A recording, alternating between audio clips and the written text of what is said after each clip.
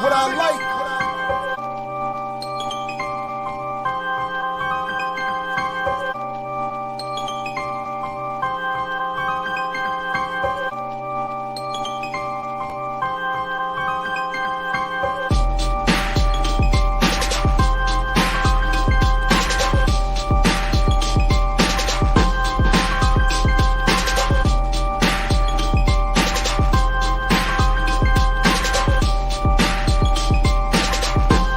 I mix what I like, what I like, what I like, what I like. What's up, world? Welcome to another edition of I Mix What I Like live right here on Black Power Media. I'm Jared Ball, your host, joined today by my man, Too Black of the Black Myths podcast, or for what I like to call another special edition of the Too Black and Not Black Enough show. What's up? Good morning, my man. Good to see you. What's good? What's good, man? Yeah. We're gonna get into it now. I can't help it, man. I can't. It just feels perfectly appropriate and funny. But anyway, good morning to you, and good morning to all the folks already gathering in. Shirley, Big Teal back on point. Dawn Gibson, Leah Boggs, Renegade Pharaoh, Anthony D. Deborah Rodriguez, Lisa Catlit. I did get my new lenses. This is bifocal stuff is rough. Be More Akuma. Good morning, everybody. Sugar Booger. Welcome, everybody. Please do like, share, subscribe, reach out and grab somebody and let them know that we are holding it down this morning for the Remix Morning Show, which will be back tomorrow morning, our Black Power Media Mondays on Tuesdays. But in the interim on Mondays and Fridays to just, again, hold down the space. I'm here with I Mix What I Like live. I hope everybody enjoyed last night's Ear Doctors Sundays tribute to Prince. It was off the hook. And the launch of Warrior Class on Saturday. That was dope. Very, very dope. And the replay of the classic Renegade Culture on Friday. It was a hot weekend here at BPM. And hey, but before we move on, let's start with this, because while I'm talking about programming, Too Black, you and the Black Myths podcast have put something together that we're very excited about. That's going to be coming up in a couple of weeks, if I'm not mistaken. Why don't you tell us a little bit about that? Yeah, next Tuesday, actually. All right, right on. Yeah, July 20th, next Tuesday. So yeah, because it's like I guess you can call it a spinoff. I never thought I'd use that word, but it's a spinoff. So I mean, I know we only have so much time, so we're actually going to do an episode on this. But there's a whole methodology for how we do myths. I don't want to. I know we have to go in on crypto, so I don't. That's because that's. Yeah, like but you can give us a little bit if you want. I mean, we can take a second here. Tell us a little bit about what's coming up on this and how you put it together, and then maybe preview the behind the scenes podcast you all will do before the event itself. Yeah, well, in short, we have like 3 criteria for myths on our show, because sometimes people hit us up with things that aren't really myths; they're just opinions about stuff. So it has has some material impact. The myth that we're going to discuss, meaning that we're not going to debate or we're not going to debunk something that is irrelevant or doesn't actually hurt the lives of Black people. So right. I always say if it's if you thought Beyonce faked her pregnancy, which was a thing like years ago or something like that, whether that was true or not, which it wasn't, that has no material impact on our lives. So it's gotcha. it has to be quantifiable. So it has to be something that we can actually like measure, whether it's true or false. Like the Willie Lynch letter, it's not a thing. Right, like we can prove that. And then it has to have some level of popularity too. So if it's just something that your random cousin believes, like I've had people hit me up about stuff like there's Black people on Saturn or some shit, like that ain't, that's not something that most people believe in. There's no way to say that that's popular or that has some widespread concept. So that's like a quick synopsis of how we break stuff down. So for things that don't for things that don't fall under that slate, that are actually things we can debate, that's how we end up with consider the following as this kind of spinoff where, all right, these are ideas that maybe people believe them, maybe they don't, but there isn't any real definitive side. Like we can say this is true and this is false. These are ideas we can actually discuss and debate back and forth. So consider the following is the center of that. And like H. Rap Brown said, we must learn to debate concepts, not individuals. And a lot of debates, so-called debates, are about just taking the side of an individual you either agree with or somebody you ride for. But what's really antagonizing things are the ideas themselves, not in the conditions that produce those ideas, not the individual you believe with. So if I'm debating, I wouldn't even debate like the myth of black buying power because that is a myth. But if I wanted to debate like what is the solution to dealing with that, I'm gonna ride with the ideas I ride with. I'm not gonna just side with you because you're Dr. Ball and I just like Dr. Ball. But that's often what happens. So we're trying to create a space to center the concepts themselves, not individuals who often talk past each other. And with this particular subject on community control of the police or abolition or seeing them as intertwined, that's really what I've seen as kind of the heart of the debate when I read the different sides of it is what is abolition? And there are other aspects of this conversation too, but like what is abolition? Most of the community control people I speak to think that it's a form of abolition. Some abolitionists disagree. They think the policing is inherently bad. There's no taking that over. You just need to completely separate from it. And I think those are both valid positions, whether we agree with them or not. Like, so I'm saying that's not a definitive like yay or nay thing. You might have a strong feeling on it, but you can't say like indiscriminately, this is what should happen. At least I don't think you could like scientifically arrive at that position. So yeah, that's essentially what we're trying to do. So it's a structured debate. For people who have been in debate, it's called Lincoln Douglas style debate. And that's where you actually have allowed a minutes to speak. Somebody takes one side called the affirmative. That's the side that upholds the resolution you see on the screen. The negative debates, they don't have to necessarily take the opposite, but they debate the other angle, whatever angle they decide to construct. They have so much time on each side. It's only actually about 35, 40 minutes of true debate time. So for people who have had to sit through like 3-hour-long debates where folks give presentations and don't stay on topic, like we're trying to like eliminate all that and just stay on subject. And then afterwards, we'll have a discussion and we'll have what we call commentators. They're not technically judges, but they're people who watch the debate, who have some experience in this field, and they'll come on with us along with the debaters and discuss it. And then people can ask questions and stuff from there. So that's essentially it.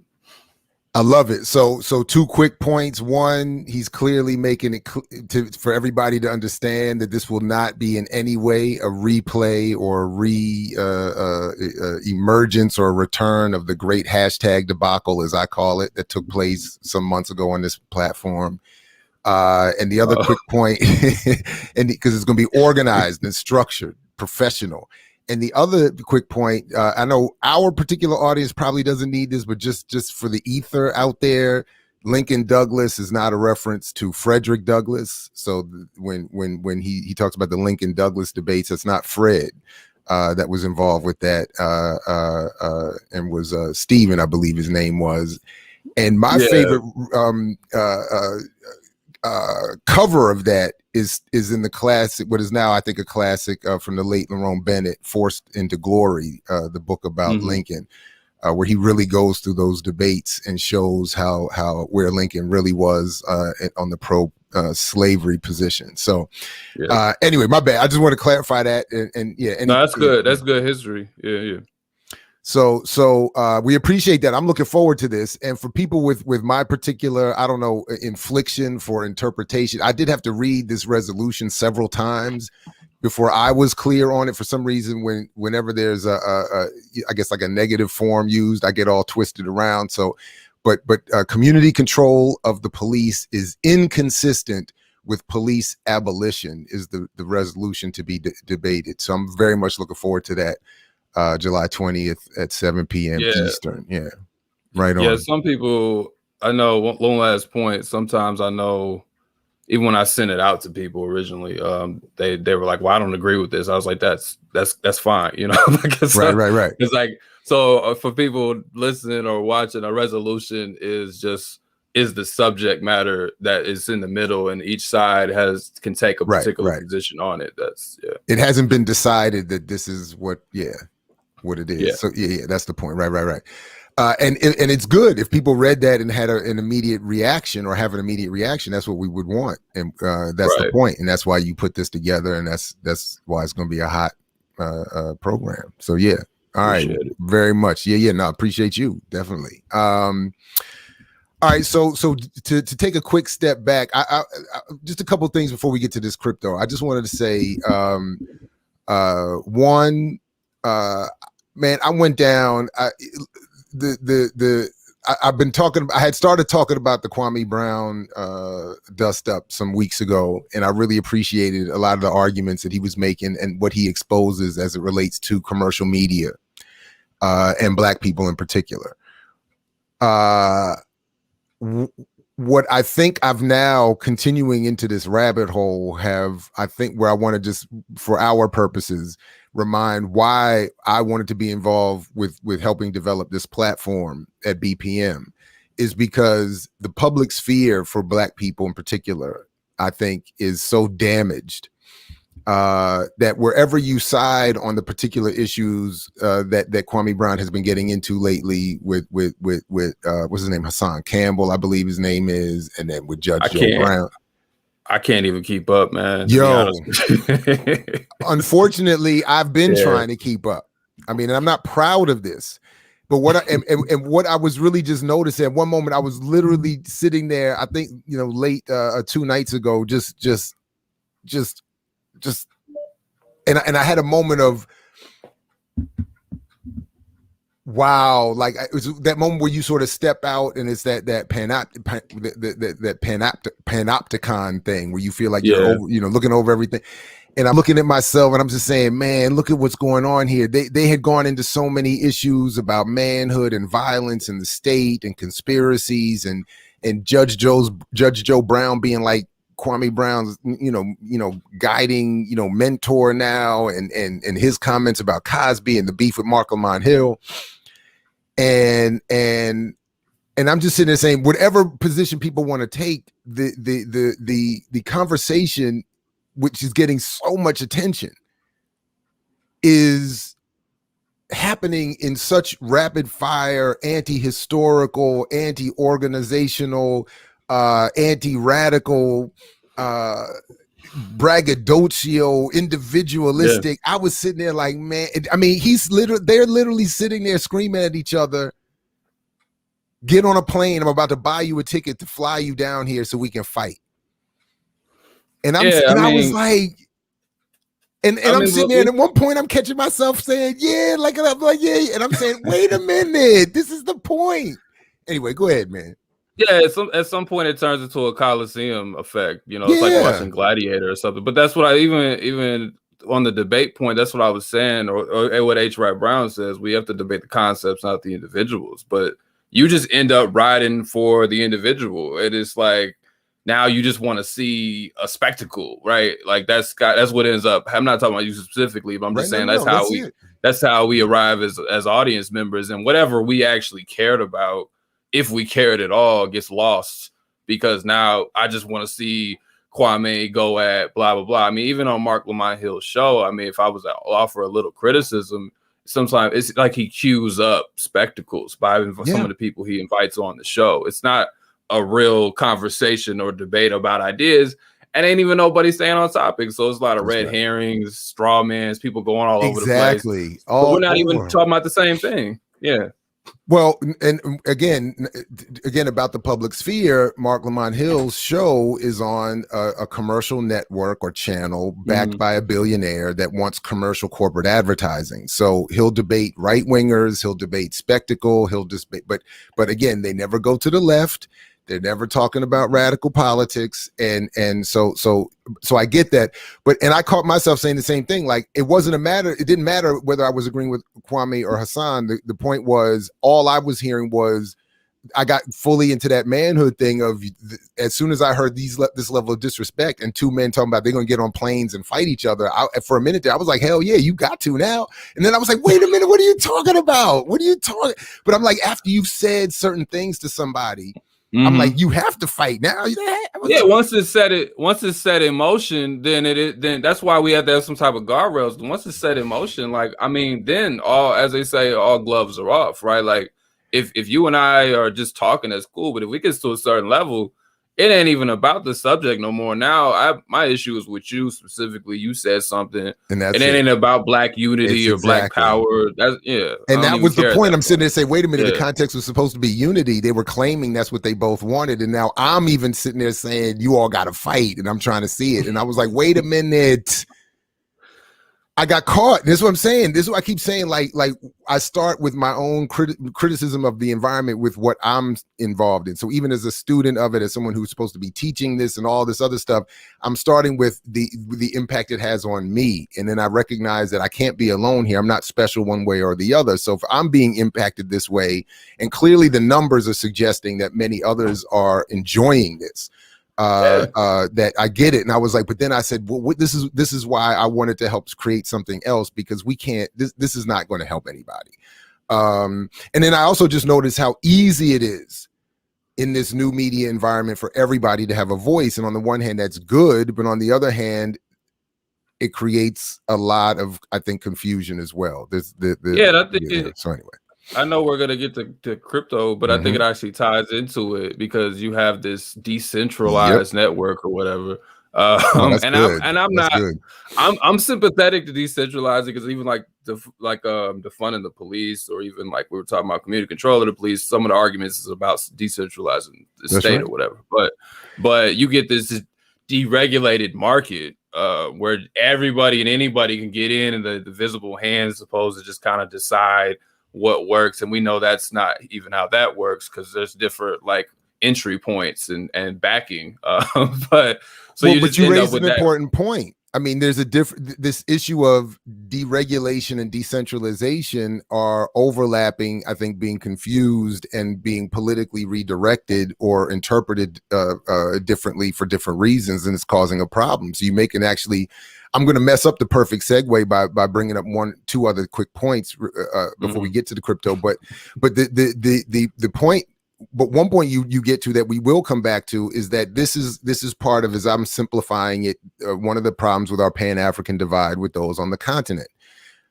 Because for so many on the continent, Africans have been encouraged through their particular experience to want to get rid of quote unquote corrupt government, and have been convinced over the last several decades that the suppression of radical movements and struggles to be desirous of private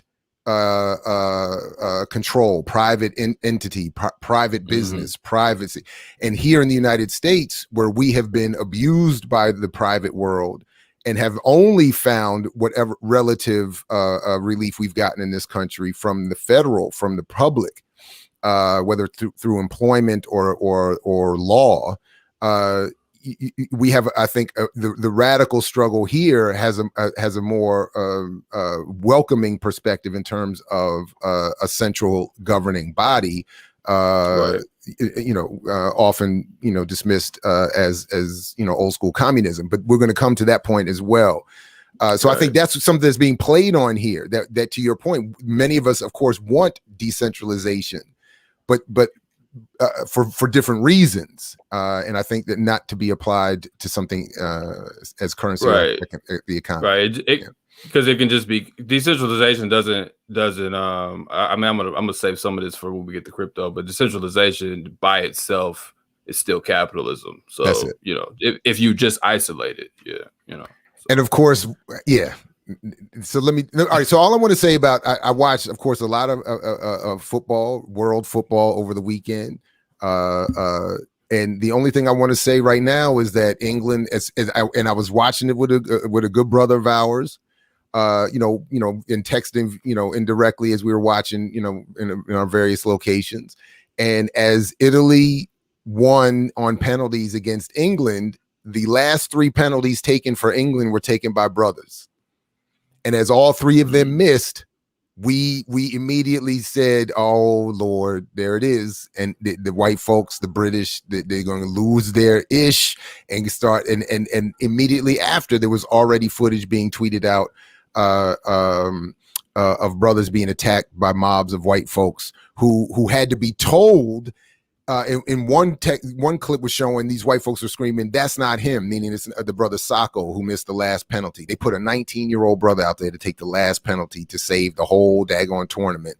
And their white superheroes were all kept on the bench. That Grealish cat that everybody said was the superhero, he was kept on the bench. They put the young brother out there, 19, and of course, but he missed, and they put the whole loss on him, which was not his fault. And then of course this is which game? This is England versus Italy for the championship. Yeah, of the Euros. Italy won. Italy won. Right? So Italy Yeah. won, but the reason they won is not the reason they won, but the way it looks is because the last 3 penalty kicks taken in the deciding shootout, because it went into overtime, blah blah blah blah, is that the last 3 were taken by brothers, and Rashford, Sancho, and then Sacco, and all of them missed. And all of them were set up for different reasons to fail. Rashford and Sancho were brought on with literally less than 30 seconds in the game just so they could take penalties. They weren't warmed up. They hadn't been playing for the whole game. They're put out there to take a shot, at the end of the most tense moment of you could get in, and they missed. And then Sacco, who had been playing, is only 19. And then Grealish, your superhero, doesn't take a shot. Your boy Mason Mount was taking out the game. He doesn't take a shot. All these white superheroes that they say are supposed to be the this and the that, they don't take the shot. They put it on the 19-year-old brother, and everybody knew he was going to miss. It wasn't for him. He's not like the 19-year-old Pele or 7 who was at 17 winning, who had a little bit of like he wasn't like I'm the man. He was a kid. He was playing. He was beasting in the tournament, but he's 19. You can't. And then the white boys they put on the bench, and then of course all of that should be irrelevant because it shouldn't matter, happy or not, win or lose. The excuse to then turn this on into anti-blackness and whiteness and to beat up on some brothers that you find in the street was predictable. But so as much as, again, I love the sport, this stuff is crazy, and this is why a lot of us were rooting against England. I mean, even though they had more of the brothers on the team, we were like, man, you all don't deserve to get a victory when you treat people like this. We all know how you feel. At least the Italians were straight up. They had no brothers on the team. They were like, we went to this straight Italian, like. And what was funny, real quick, my bad, real quick, before the game, the radio was announcing. They said, check this out. The British announcer was talking about. He said, England looks like the world we want to be, diverse. All right. So they were praising the diversity of the English national team. And I knew when I heard that, I said, but if you all lose, that melting pot going to turn into a boiling cauldron for those brothers. And that's exactly what happened. My bad. Go ahead. No, I think Gil Scott Harris said the melting pot is really a toilet bowl. So, Ding. so I mean, and bing. It ain't. Yeah, I mean, I don't know much about the sport, but I do know, like we were talking about before we got on here, I do know about that as far as the way that, in some ways, I mean, football, known American soccer is much more racist, overtly, I should say. Yeah, it is. Than even like the basketball and American, so-called American football is. So none of that surprises me. And I saw in basketball in the Olympics, the USA lost to Nigeria in an exhibition game. Which that's was right. Kind of, that's right. That's right. It wasn't so bad to see, but once upon a time they had beat Nigeria by 83 points, like going back to 92. So shout out to Nigeria for finally coming up, because 83 points is rough, man. Yeah, right on. Shout out to Nigeria for that. Absolutely. Let's see. Okay, just real quick, one more thing, man. This is my fault. I took too long with this, but we're gonna get to everything. And then Dr. Sundiata Cha-Jua is going to join us in the next hour to talk about the Black Scholar Journal. I do have to show this because I'm wearing Mumia on my shirt. But we want to also let folks know, since we do support political prisoners here, unlike almost like everybody else. Yeah, basically. Ruchell Magee has a parole board hearing coming up, often forgotten in many of the political prisoner discussion, often forgotten by prominent figures who may even mention George Jackson, like Angela Davis from time to time, but don't ever talk about him. Magee is still locked up. He has a parole hearing on July 15th, which gives 1 week to support him with many letters of support as possible. I'll put the address where they're asking people to send letters, and I will put the links to these petition signings all in the show description below, and invite people to get involved so that we can make some noise for Ruchell before his upcoming parole board hearing. He's the longest held political prisoner. And he's already 82 years old. So it's absurd that he be locked up when I think he's but the most severe charge against him is kidnapping. And he's killed no one. And anyway, so but even still, how many years still? I mean, enough already. Yeah, and I didn't know that they were the longest serving political. I believe so at this point. I believe so. I'd have to, but yeah, I could be checked on that. We'll check the chat. But yeah, either way, like, yeah, support that. I had named A-Trap Brown, known as also as Jamil Amin, who's also a political prisoner. Support him. And the one thing I did forget for the debate, we're gonna be doing a fundraising throughout the debate. Kamal's doing the basically the trust, not the trust fund, but the retirement fund for Panthers. That's right. So we're gonna be doing fundraising for them too. So support them. So definitely support all of that. All right, so let's go through this real quick. I'm going to start with I'm going to go. I'm just going to go in this order. But I tweeted this and put this on because I've been getting hit up by so much stuff, man. And I just kind of got mad. Honestly, I was just mad. I could tell. I was. I'm tired of it, man. I'm tired of it. Yeah, I'm really tired of it. So I just did what we do now, and I just put something out, and I just said, you crypto pushers are indeed like dope peddlers. Each claim a non-political solution to very political problems, and no pro-crypto argument addresses contradictions raised by Nkrumah, Ture, Fanon, Marx, Lenin, or Mao. Bitcoin or crack, the high won't help the people. And that was, and some of the responses I think were very telling about where we are with this issue. And even my dear brother Wise Intelligent responded. I'll start here. And we had a little exchange, not a friendly. First of all, I want to note that Wise Intelligent behaves wisely and intelligently, and raised his criticism. Had an exchange, not a friendly back and forth, a respectful back and forth. I have tremendous respect for Wise Intelligent, and again, use the moment to invite him on the show. But essentially, so he was just saying the entire internet is moving to blockchain, along with platforms like this one we're all users on. Crypto is to blockchain as email to the internet, a very small part of the underlying technology. Everything from decentralized governance and supply chain and logistics to voting systems are now blockchains. The dot-com era created a lot of million and billionaires, then crashed. However, the internet remains, and we're all using it by default, regardless to whether we thought the internet, e-commerce, and online businesses were scams. Regardless whether we thought these online businesses were scams.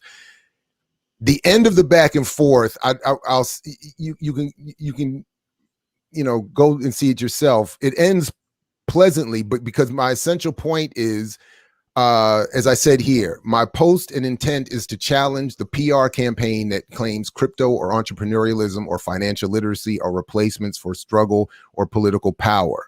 He ends by saying, yes, indeed, huge problem, money, myths, and make believe get them.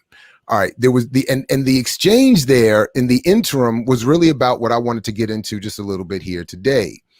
And I want to just sort of borrow from the professionalism of Two Black and the Black Myths podcast by stating here clearly what is my thesis and the point I brought to Wise in our discussion, which is this: inequality results from public policy or political power. and decision making, and has nothing to do with one or another particular currency. Inequality results from social relationships. Here, though, here as in the United States, those created by, or really around the world, or in the African world, those social relationships created by imperialism, colonialism, enslavement, and capital or capitalism.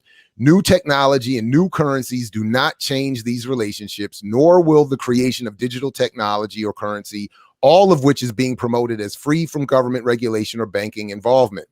These promote an economy based on a wild, wild west worldview and suggest we should not want an organized, regulated, and democratically answerable power that assures redistribution of wealth we all create back to the benefit of us all.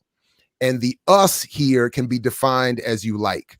So if the us is to be Black people or African people, then the wealth we are all helping to create for the world and each other cannot be redistributed simply by the advent or the institutionalization of a currency.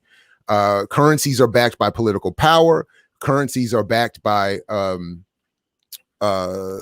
public policy in terms of how they're valued, how they're supported, how they're protected, how they're imposed on other people for the purposes of imperial dominance, et cetera, and so forth.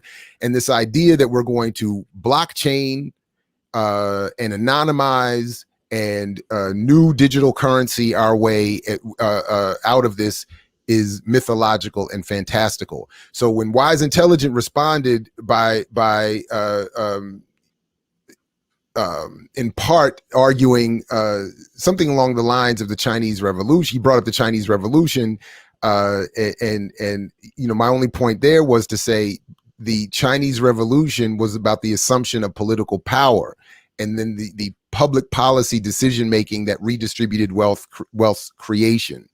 It had nothing to do with the establishment of small businesses, of banks, and currencies, all of which would be offshoots of an already established political power. All right, so that's one thing. They seized the state. No, I'm just saying they seized the state first. Yeah, that's all I was going to say. That's right. No, that's it. So all right, that's I wanted to just start with that, and then.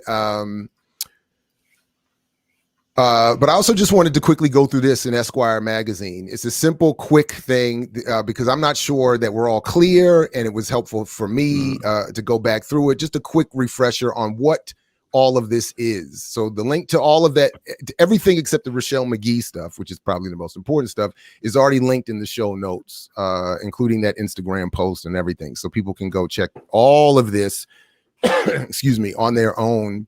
And let me know, because by the way, as both of us already said, I am not a financial investor. I am not an expert in cryptocurrency. I am someone who studies the economy, has for a while, and has been trying to follow this, and is just seeing so many flaws in it that I wanted to bring them up. But I'm happy to be checked, and if anyone can demonstrate for me that Bitcoin and etc. do satisfy the contradictions raised by some of the men I named and others, then I'm happy to be checked, and we can all get into it as a revolutionary engagement, you know, activity. All right, just starting. What is Bitcoin? First things first. What exactly is Bitcoin? Bitcoin is a form of digital cash or cryptocurrency in which unit transactions are recorded on a digital ledger called a blockchain. It started as an idea in a white paper in 2008, and in 2021 became the best performing asset of the last decade, with its 9 million% rise. You can actually hold a Bitcoin in your hand, but you cannot actually hold a Bitcoin in your hand, but you can make a ton of money off of one. Why would someone want to buy a Bitcoin in the first place? Allow us to explain. All right, so obviously this is a pro. They're saying this is not a problem, and of course, like with any speculative product or you know, investment, you can invest in it, you can get in early, you can make money, but that is something that is very different from something that can, in a revolutionary way, change the relationships of communities, of collectives, of nations, etc. All right, so that's and my man Two Black, interrupt or jump in whenever. Because now I feel like I am rushing a little bit, but jump in whenever, because we don't need to go as fast as I'm probably going. I mean, again, I was doing a little reading up on this last night, but I think for one, it kind of reminded me of like when people start talking about the gold standard and shit. Yeah. Like the same old conversation about how if we can change the currency, then we can change our material conditions. And they're presenting the argument that we can somehow dictate the nature of the currency in this case, versus the gold standard is still backed by the state. So a lot of this is kind of anarcho-libertarian perspective. That's where we can decentralize ourselves from it, and since everybody touches it, then it can it can be more egalitarian. I'm just trying to like give people that's understanding of what they're trying to say. So. And what they're really doing is, I'm going to come back to what they're really doing is making it's really a McCarthyite, anti-communist, anti-revolutionary argument, because what they're really saying is the attack here is on the idea of governments and banks, and the control, and saying that we need to get away from centralized governing bodies and allow for individualistic involvement and deregulated involvement in the economy. And that's, of course, what all capitalists claim they want, until they actually, of course, need the state to, of course, provide the military initial conquering, and to provide the state for bailing them out later on. And the organizing of citizenry to collect taxes, to extract labor, to suppress and organize the suppression and governance of suppression of. So you're saying that money is tied to like labor and shit or something? Are you like, you mean I can't just make it up? You can. Yeah, I mean, it's crazy, right? Yeah, something like that. And this is the point here. So why Bitcoin? Because as they say here, Bitcoin doesn't involve any bank or government. It's peer-to-peer currency. Unlike the American dollar or any other country's currency, Bitcoin is not regulated or underwritten by any one government. With MasterCard and other noteworthy companies bringing cryptocurrency onto their networks, many are asking, does this shift signal the beginning of the end of the dollar? And even if it did, it would just mean the rise of another controlled currency that is regulated or controlled by, you can say, whether you want to call it the U.S. government or some sort of other formation that we don't have access to control ourselves, anyway. Yeah, and I mean, it just reminds me of even like when capitalism first started, and we're leaving feudalism, so the argument is now you can sell your labor, and now that's freedom, right? Like that you can leave the this is more so with Europeans, but I'm saying you can leave the feudal plantation, and now you can go to all the different capitalists and sell your labor, and you're not locked into this like one monarchy or something of that nature, right? So now we're all free as individuals. But as we saw with capitalism in general, even preceding anything like Bitcoin or whatever, power consolidates itself, and then it still is able to dictate the market. So you're not a free laborer able to make these autonomous decisions. So similarly with Bitcoin, I just feel like they try to make this argument that by decentralizing, because capitalism in its inception made the same argument about labor. It's decentralizing labor, right? And it's going to allow everybody to go out and sell their laborers freely in a free market. Right. And then we saw how that went down. So I'm saying Bitcoin has no different. Solve that. It doesn't. That's right. Yeah, it doesn't transform that issue at all. And again, I want to come back to and be clear. What I'm advocating, I don't want a world that is where the outcomes are determined by my or any other individual's this or that decision or behavior. I want a world where we are more or less organized through our, for lack of a better way of putting it, democratically involved ability to select leadership and policy. I want us to be protected. We are all producing wealth. I, as an individual, am not producing I, as an individual, am producing wealth for a collective that all of us should be able to benefit from, and not be extracted to a handful of an elite. And that is something that should be protected by a governing body. I wouldn't want some anonymous, unreachable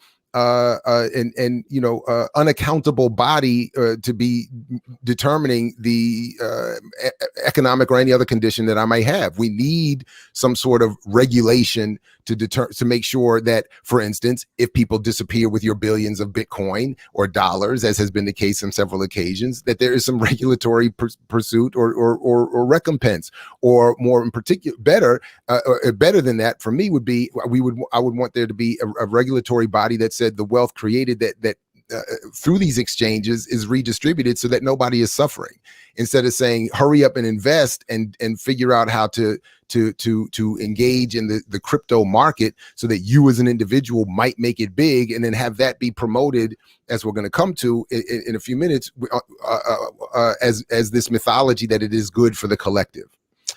Anyway, yeah. Oh, my bad on this Zoom. What happened here?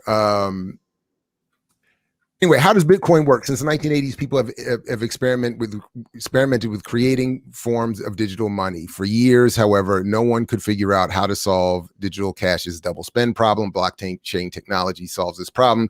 So essentially, it creates a ledger that people can have and see where the money is and who has it, but that and because there will only be, I think, a total eventually of 21 million or whatever Bitcoins, the ledger will allow for there not to be double spending, so that the Bitcoin doesn't become useless or meaningless, and blockchain allowing the anonymity, and VPNs, private networks allowing the anonymity involved, so that you can see the ledger, but nobody necessarily knows whose is what, and can't be all up in your business. All right. Yeah, another thing, it's not tied to any production. I think that's something. Again, money is just, if you're reading Marx or someone, money is a measurement of exchange or value. Even under capitalism, so money is to say, like, this is how much time you spent, we were paying you based on that much. Like that's the logic of money under capitalism. But at least, even with as bad as capitalism is, at least it's based on, okay, you built something, so you got paid for it. So that's tied to some value that we're producing. The thing, my issue with Bitcoin is, what value is it actually producing, right? Like, as bad as capitalism is, even when it bets on something, a derivative, like we saw in 2008, and it crashes, that still all came back to a housing market. That still came back to physical, like, material things that got built. Like, Bitcoin tries to decentralize itself, but it's also not tied to any actual production that people are engaged in often. And that's why it has so many, highs and lows, even worse than just general capitalism, because it's just based on, whether the market is strong, or whether, certain people have invested in it, and then we all invest in it. And then that's why you have the kind of crash and bust system that you have. It's not based on any value. So when we're talking socialism, the idea is, if we plan an economy, or at least to your point about more of a centralized way, it's based on actual things and value that we're producing. Like, Bitcoin gets us further away from actually understanding production and value, in my opinion.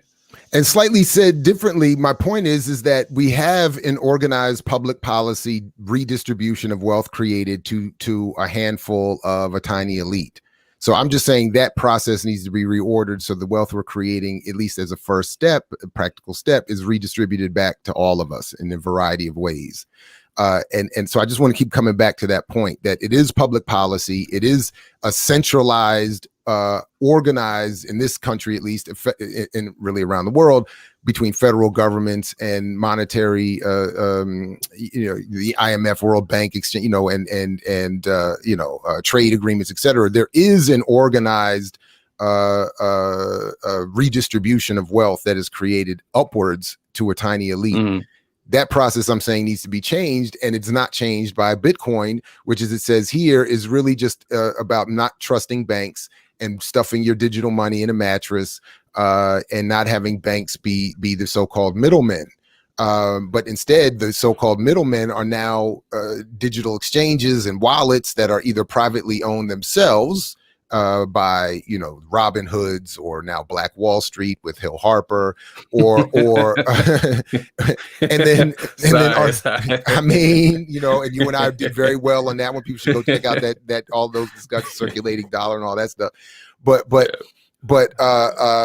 or they're stored on, you know, anonymous computers all around the world, and without any protection or regulation. And again, as has happened even very recently, a number of occasions, if you lose your hundreds of millions of dollars, no one can come get it for you.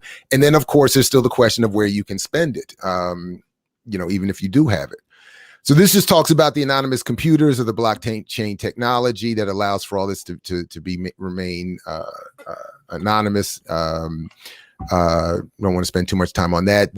Nor on this, the environmental debate. You know, people are saying, well, with all the digital farms that have to be created, you know, the impact with electricity on the environment is negative. Others say it's not as bad as the impact on, you know, deforestation to print money or whatever, you know, or the other forms that, you know.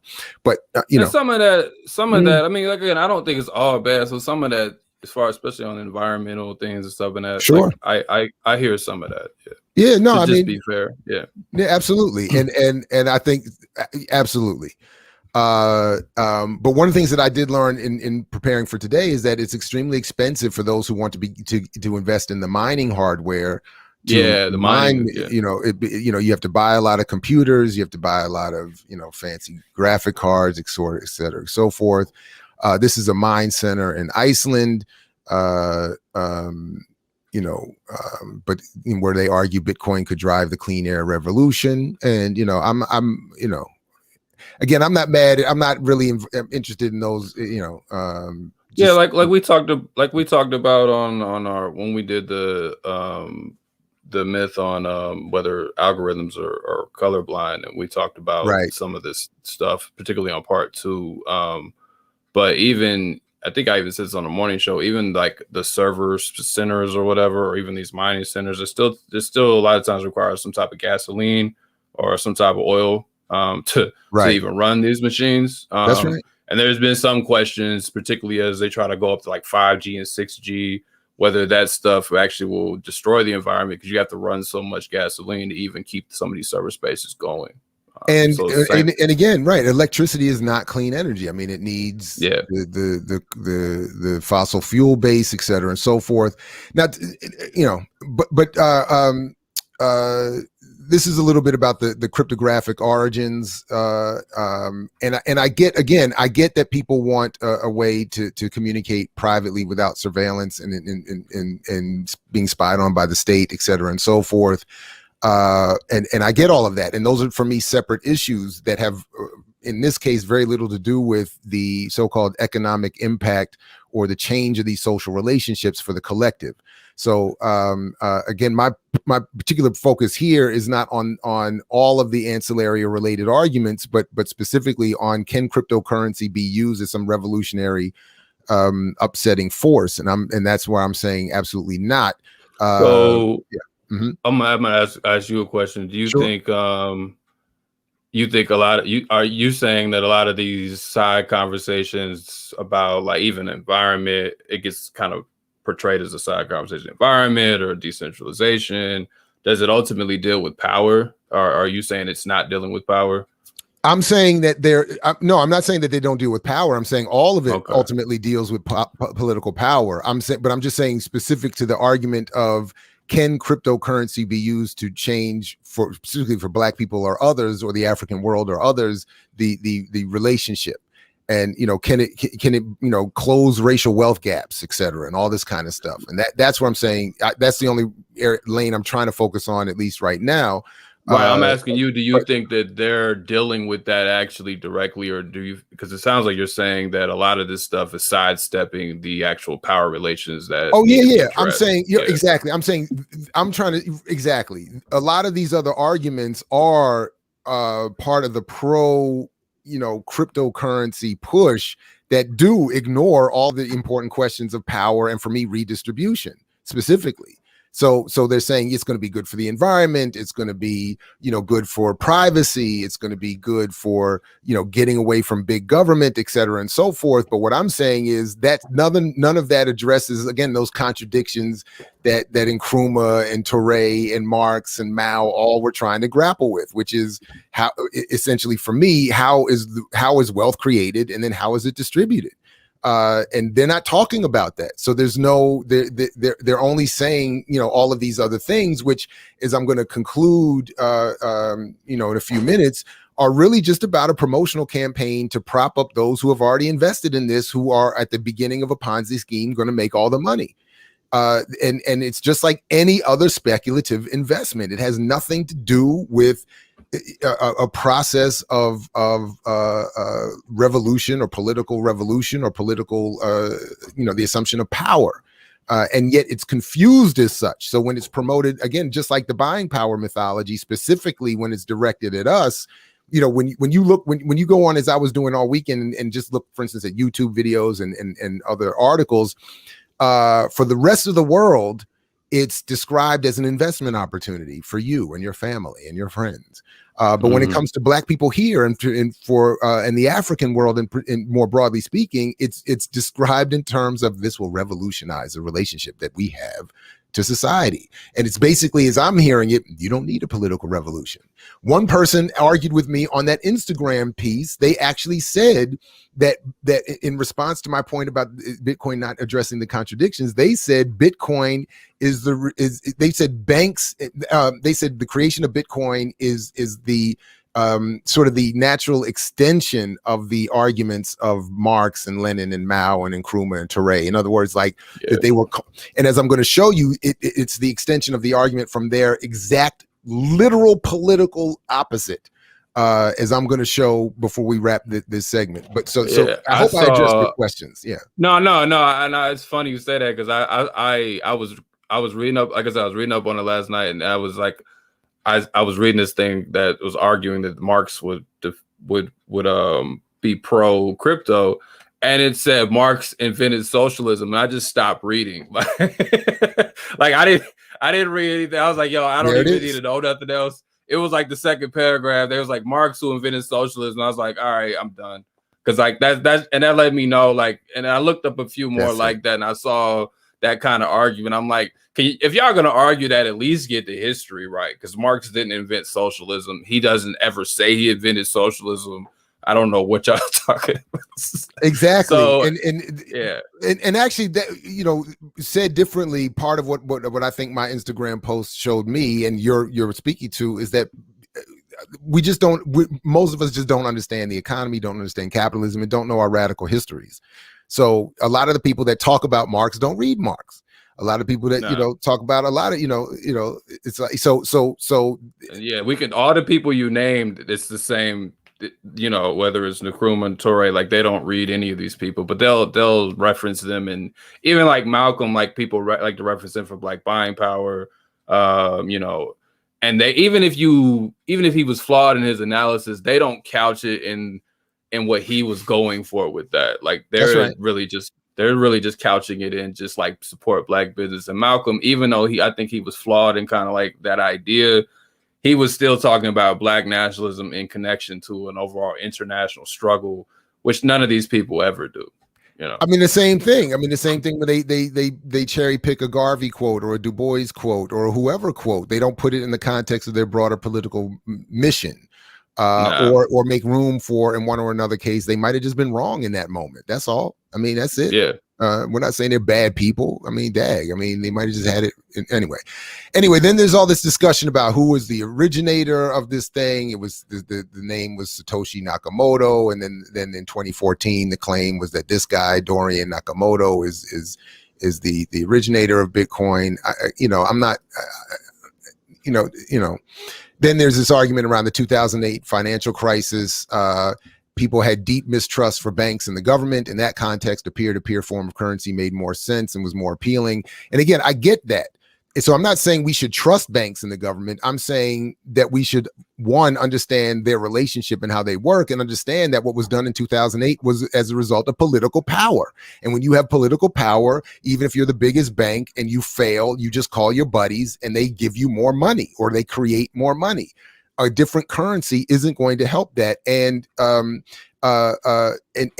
that's not why that's not why it is failed. not why that's right. Yeah, like that's not what that's what to your point though, people just don't be knowing the history. Like and this is not even that long ago, you know, but right. But like that's not what happened. Like it wasn't a matter of currency. You've had people literally just gambling on bullshit, and you had the state and the banks paying credit agencies to give these things still AAA ratings when they knew that these were bad loans. Right. So, and having a peer-to-peer form of currency would not have helped anybody. I mean, that's, you know, because again, I mean, anyway, starting with the easy one, where can you spend the Bitcoin, even if you had it?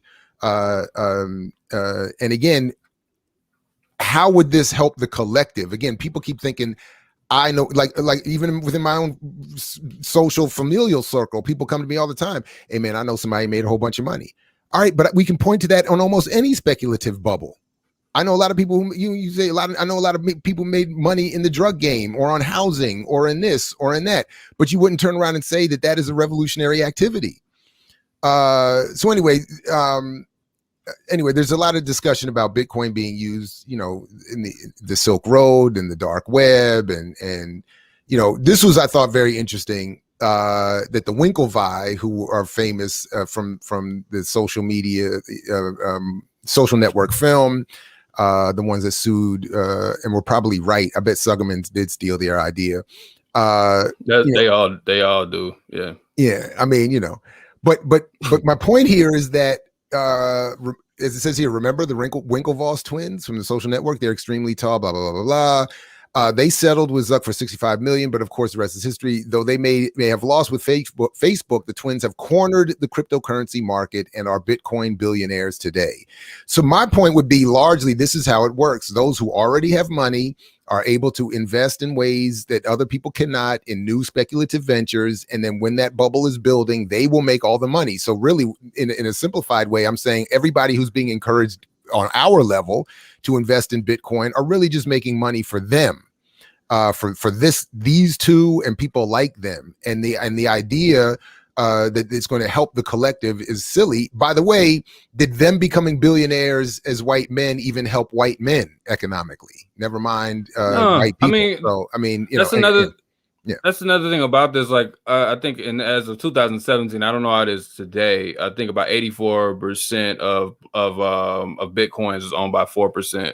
Yeah, like on 4% of people. Yeah, so it's just similar to all wealth that gets produced under capitalism. It was owned by a tiny percentage of people, but the promise of capitalism is always like you might be able to be the one, and it's just playing the lottery. I mean, that's all it ultimately feels like. It's like, okay, maybe if I buy this lottery ticket, I can get the jackpot. Like, that's it. It's just that's how they sell it to us. And instead of organizing or anything else, it's just like, well, maybe you never know. I could be that one person who wins the lottery and wins $80 million, you know, and even that is still built to go right back through the same hands of the people who own the means of production. So even that doesn't work. But I'm just saying, like, that myth of you could be the one, that seems to have a psychological hold on a lot of us. Like, I could get rich, you know, but it's the idea that we all can get rich. It gets us to invest. So, and again, this is my, by the way, real quick, everybody, I know it's 9 o'clock and Baba Sundiata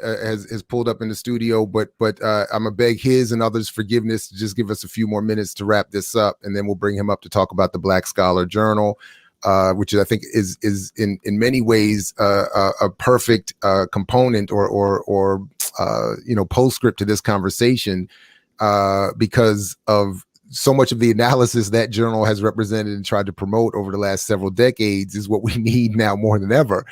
But I want to just quickly point out here that the Winklevi bought $1 million worth of Bitcoin in 2013, and then they quickly turned around and created a cryptocurrency exchange company, Gemini. So again, they've created a platform similar to what Hill Harper and others are trying to do with the Black Wall Street app and platform, just to get paid more off of the exchange of people like us trying to buy percentages of Bitcoins or to get in the game and invest. They will make money just like the Robinhood app and everybody else in fostering these trades. So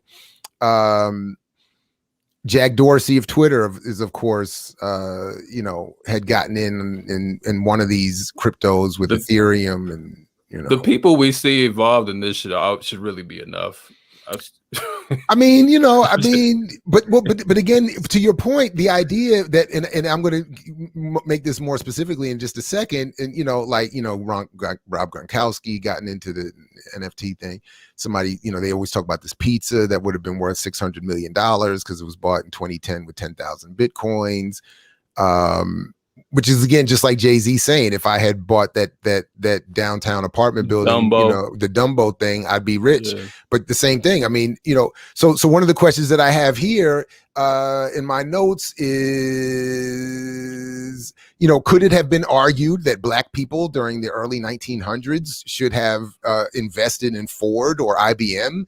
And then we'd all have done better at this point. Like, and my point in bringing that up is that we are in no more of an economically strong position today than we were in the turn of the century, the 20th century, and no more capable as a collective of investing in a new bubble or a new technology or even something that would become big like Ford or IBM, as opposed to something that I don't think will become big like cryptocurrency.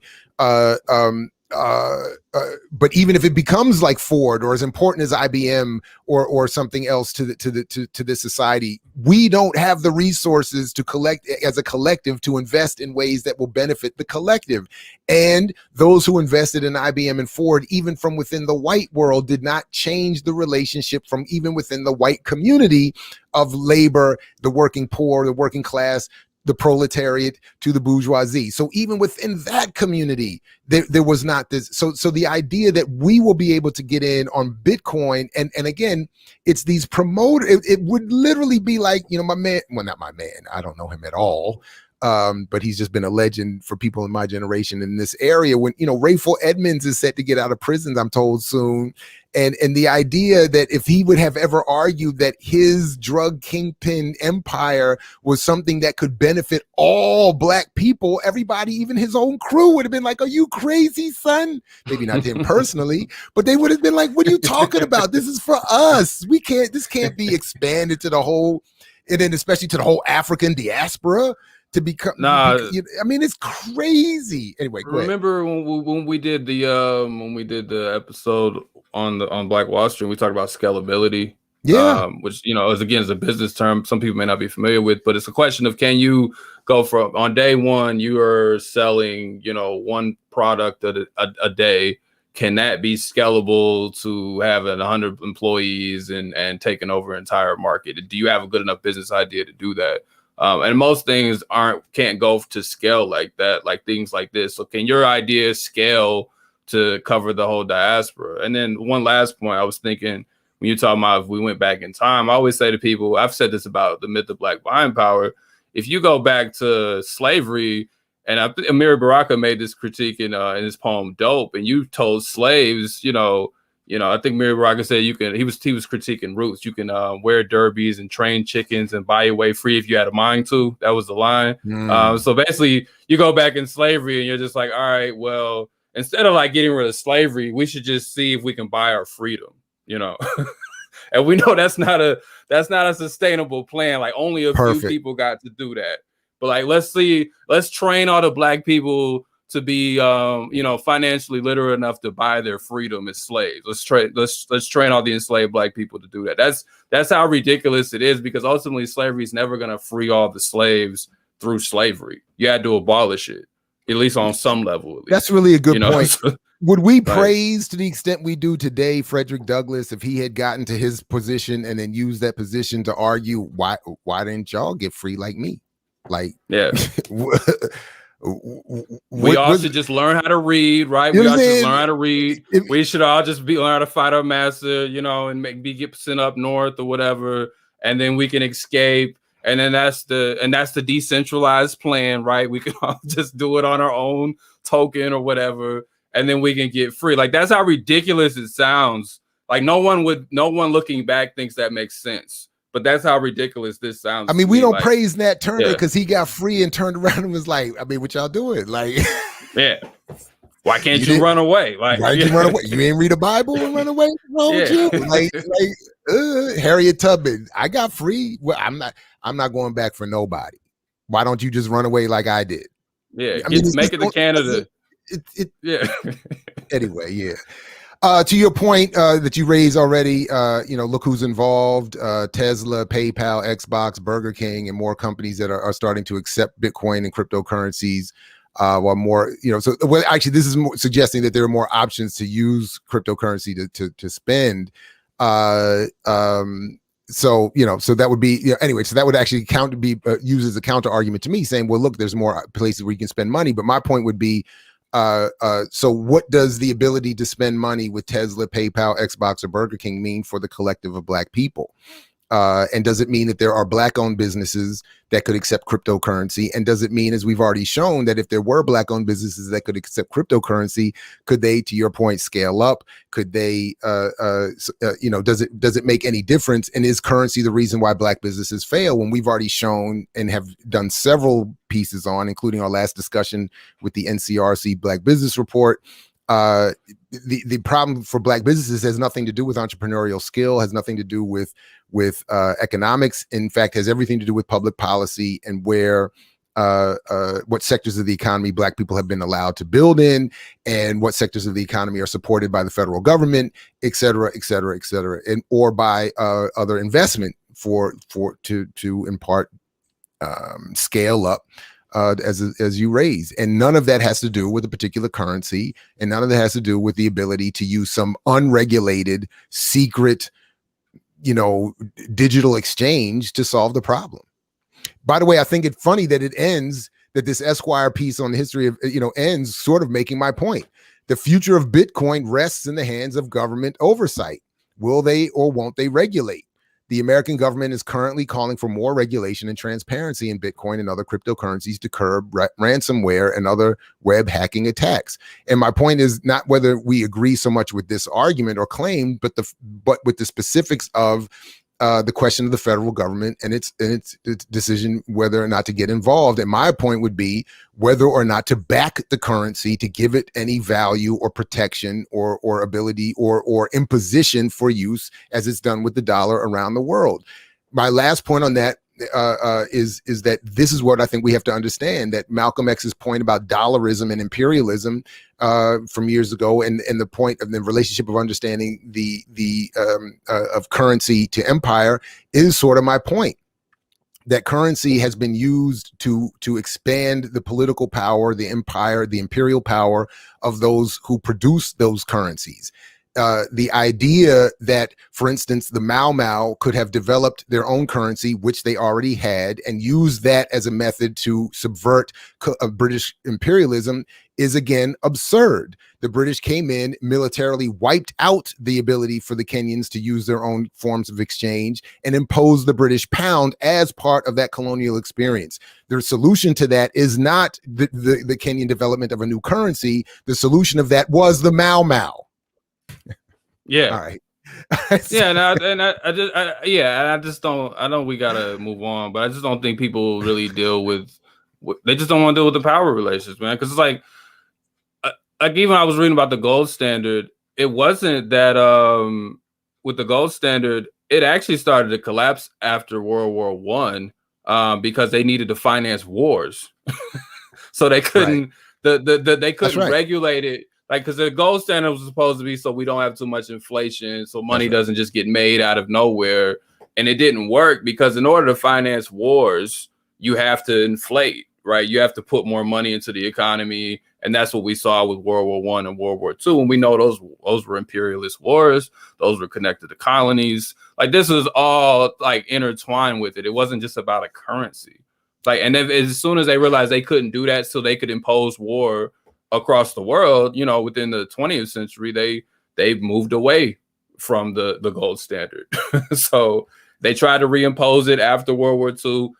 The post World War II boom went down. They still couldn't do it, and they had to give up. So again, money isn't just tied to just like an idea. Like, you know, I was listening to Sundiata's show earlier this week, which was great when they were talking about Marxism, and this is one of the points that, and that's one of the points that are made even under Marxism, is like ideas just don't come out of the air, like they're tied to something material, and this tries to push this idealism of currency that's why I was saying earlier, it's not tied to production, it's not tied to any real value, it's not tied to actual things that we do to produce to create value for our lives. It's not tied to any of that. It's just, let's just put our money in something and hope it works and we can get free and then close some wealth gap. And it's just fantastical. It's a lot of myths tied to it. So again, I'm absolutely right, and I'm begging Professor Cha-Jua's forgiveness just a couple more minutes because and then we will get to him and the Black Scholar, and then depending on where we go, I might come back and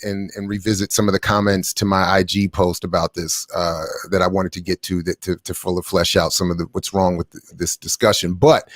For the sake of time, I just want to make a couple of quick other points about this. One is that, and I put the link to the video in the description, the show notes to this show, and the title of the video I'm referencing now I retitled it "Anti-Communist, Pro-Capitalist, Anti-Historical Nonsense on Crypto" from TEDx, because this is one of the points that I wanted to get, is that so much of the argument, as was the case in this video with a Romanian woman talking about her horrific communist experience in Romania and why we need crypto, that again, as I said earlier, crypto is a lot of the argument around defending it is really an anti-communist McCarthyite attack against left politics, socialism, and redistribution. And they couch it in this sort of freedom of deregulation and secrecy. But what they're really doing is they're talking about it in the way that pro-capitalists talk about a free market and free enterprise and free exchange, which is really the freedom to exploit people with the backing and the support of a federal government. That's really what they're saying without saying it. And one of the points and one of the examples and further proofs of evidence that I have for that is in something else that I found, where one of the 2 points I'm going to make before we move on is that the nightmarish, ghoulish Milton Friedman is used actually by pro Bitcoin crypto supporters as why crypto is correct. So if anybody knows anything about Milton Friedman, the Chicago School of Economics, his impact on neoliberalism or neocolonialism, as it should be understood in Latin America and throughout Chile and everywhere else. I mean, this guy, this is, if anybody's read Capitalism and Freedom and suffered their way through that, as I have, and argued with whack ass Pulitzer Prize winning journalism professors at the University of Maryland to show how foolish they were and don't know what they're even talking about. Then they'll know how horrible this dude is. And here he is being said that the Nobel Prize winner, Milton Friedman, predicted Bitcoin. The 1976 Nobel Memorial Prize winner in economic sciences, who died in 2006, said in 1999, the internet is going to be one of the major forces for reducing the role of government, which is, of course, what he would always want. Not an erasure of government, because as we saw in the 2008 and every other crisis, they want that government there first to militarily wipe out competition and secure the land and resources, but then also to be there to back up any failures in their own private enterprises and back up the currency that they're using to manage all of that, et cetera, and so forth. So he says here, the one thing that's missing. So this is why even their attempt to reference him to support Bitcoin and its independence from government is absurd. And they don't even understand what they're saying and what he meant when he was saying reduce the role of government. So anyway, the one thing that's missing, but that will soon be developed, is the reliable e-cash, a method whereby on the internet you can transfer funds from A to B without A knowing B or B knowing A. The way I can take 20 billion and hand it over to you, and then there's no record where it came from. You may get that without knowing who I am. That kind of thing will develop on the internet, and that will make it easier for people using the internet. Of course, it has a negative side. It means the gangsters, the people who are engaged in illegal transactions, will also have an easier way to carry on their business. So, but they're again promoting this on the idea that he wants to reduce government and that this will make it easier for people to anonymously exchange and transfer funds.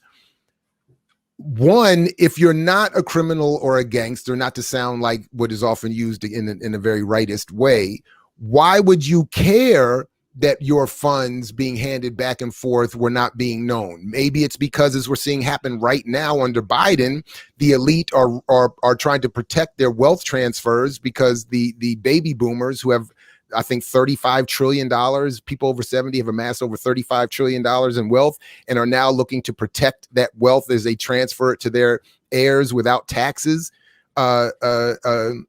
And Biden is overseeing this and protecting their greatest transfer of wealth generationally that we've ever seen in this country. Push him left, Joe.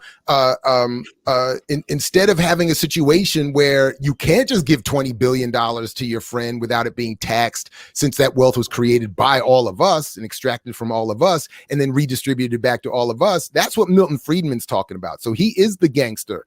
And he's not talking about hoods on the corner. He's saying, well, I mean, he's trying to say they are the gangsters when he's the real gangster trying to transfer 20 billion and hand it over to you. Who has 20 billion to hand over to somebody? Why is he trying to hand over 20? Oh, he's talking about a $20 bill. My bad. I misread that. But anyway, but my point is he's trying to give $20 billion in a secret way so that nobody can check and tax the money that they're exchanging and get rid of government who should be there to tax and redistribute the wealth that they have helped these folks extract from all of us and redistribute to their friends. He's saying get rid of that, and they're using that as a way to support this, and those who are picking this up to tell us that this is a revolutionary activity are using that same ill logic and misreading of Friedman, who only wanted to reduce government so that government would not be there to tax and punish the elite in doing whatever they're doing after having extracted all their wealth from us and making sure it doesn't get redistributed back to us. People are reading this in Bitcoin and saying this is a revolutionary read and that we can now exchange money without banks and the government. And somehow that's going to create wealth that can be redistributed to all of us. That's the illogic that is being promoted here. All right, I'll invite you to respond to any of that as I bring up my last point as to why this is, one of the reasons at least why this is being so successfully promoted. I'll keep it brief because I know there's a guest waiting.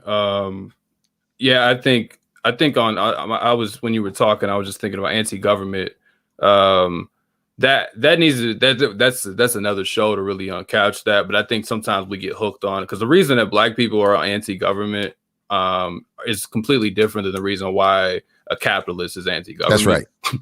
Exactly. And I think, and by just saying anti-government, there's a certain politics that get assumed on that I don't think are actually even correlating at all. So the reason why a capitalist is anti-government is to your point, so they can transfer wealth, versus Black people might be anti-government because we, that's right, experimented on and in the Pan-African context. Like, yeah. And exactly, and in the Pan-African context, it's the same thing. That's what I was saying earlier. That I'll bring up quickly again. That continental Africans, in their experience with struggle, have been conditioned to believe that federal government is bad and corrupt, and therefore only private industry can save the day. Whereas here, the struggle has been the exact opposite. We know that the private industry has been the font of the problem, and the federal government has been, to the extent possible, more the space for a solution. Even as we understand the federal government in the revolutionary struggle has been the center of the cause of the problem and perpetuating the problem going forward. But the idea was, and I think should be, that that we have to assume political power so that there can be no private or otherwise abuse of the collective and the wealth that we all create. And the idea that this is something we should turn over to private hands is just unreconcilable to me.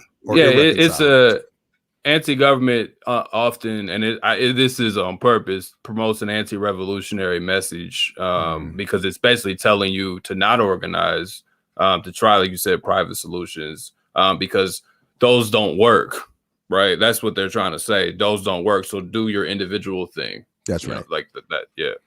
All right, so I just want to end here by saying this is one of the biggest problems that we have, that people are paid a lot of money, like Kim Kardashian West and others, to promote and advertise cryptocurrency on social media.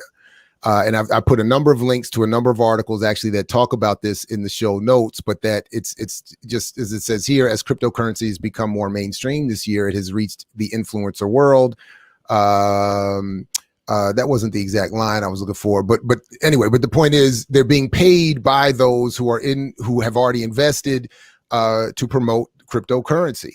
Other celebrities, including Floyd Mayweather, have endorsed Ethereal Max. I don't even know what that is. I guess they explained it here. Is much more than a marketing campaign. But my point is they're paid influencers. Younger influencers are getting into it too. So my point would be, not to make this about age, but political experience. None of these folks, from Kim Kardashian to Mayweather to these 17-year-olds, are politically experienced or understand the economy well enough to know what they're promoting. So they just get paid ads for cryptocurrencies put on their stuff. And then, of course, to given our work, and people can go see, our previous discussions around circulating the dollar and Hill Harper and Roland Martin, those folks are paid or looking to be paid as owners of digital platforms to promote cryptocurrency. So there, a lot of this discussion is being driven by a PR campaign grafted already on to an insufficiently understood economic world, a media environment included, and we have a lot of the confusion that we have now. So I'm obviously going to come back to this whenever this is going to keep coming up, so this won't be the last discussion we have on crypto, but at least for now, for me, that would I think that's it. I think I'll stop there. Yeah. I think there's a discussion to be had later, not now, but later, about just specifically how it's introduced as this Black liberation, theology. It's kind of introduced as that, specifically about the racial wealth gap and how and they find that the peddlers to push it as a way to depoliticize us from doing, more collective things. Well, I'm sorry. This will be the last. This is also linked, but just to your point, the way it works is very similar to the buying power mythology. So you get Black outlets, Black LA Business News, etc. You get Black pushers of the product, Bitcoin experts and authors of Bitcoin in Black America, like Isaiah Jackson. You get people who couch it. Even as they have to disclaim that they're not financial advisors, they couch this as a revolutionary activity.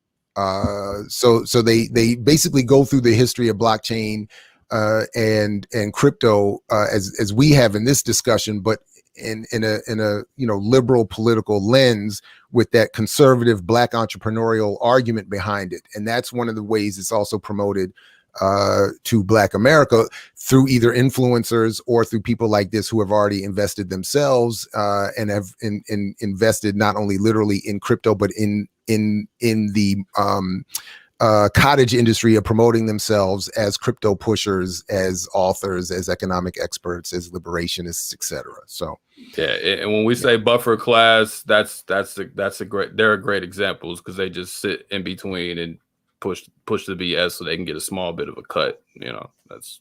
That's all that is. All right, there it is. All right, so listen, everybody, we're going to take a very quick transition break and come right back with Dr. Sundiata Cha-Jua and get into this discussion of the legendary Black Scholar Journal and some other related issues. So don't go anywhere. Much more coming up right here at I Mix What I Like Live and Black Power Media. Too Black is going to stick around, right?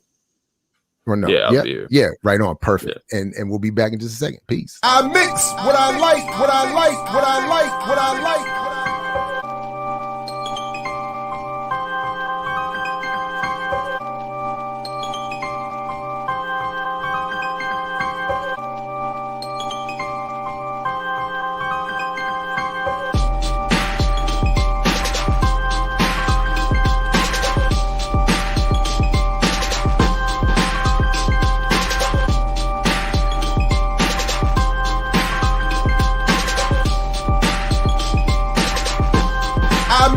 what I like, what I like, what I like, what I like. All right, back again here at I Mix What I Like Live, and my man 2 Black is here. Again, I'm Jared Ball, happy to be here, Black Power Media. Thanks again to everybody for joining us.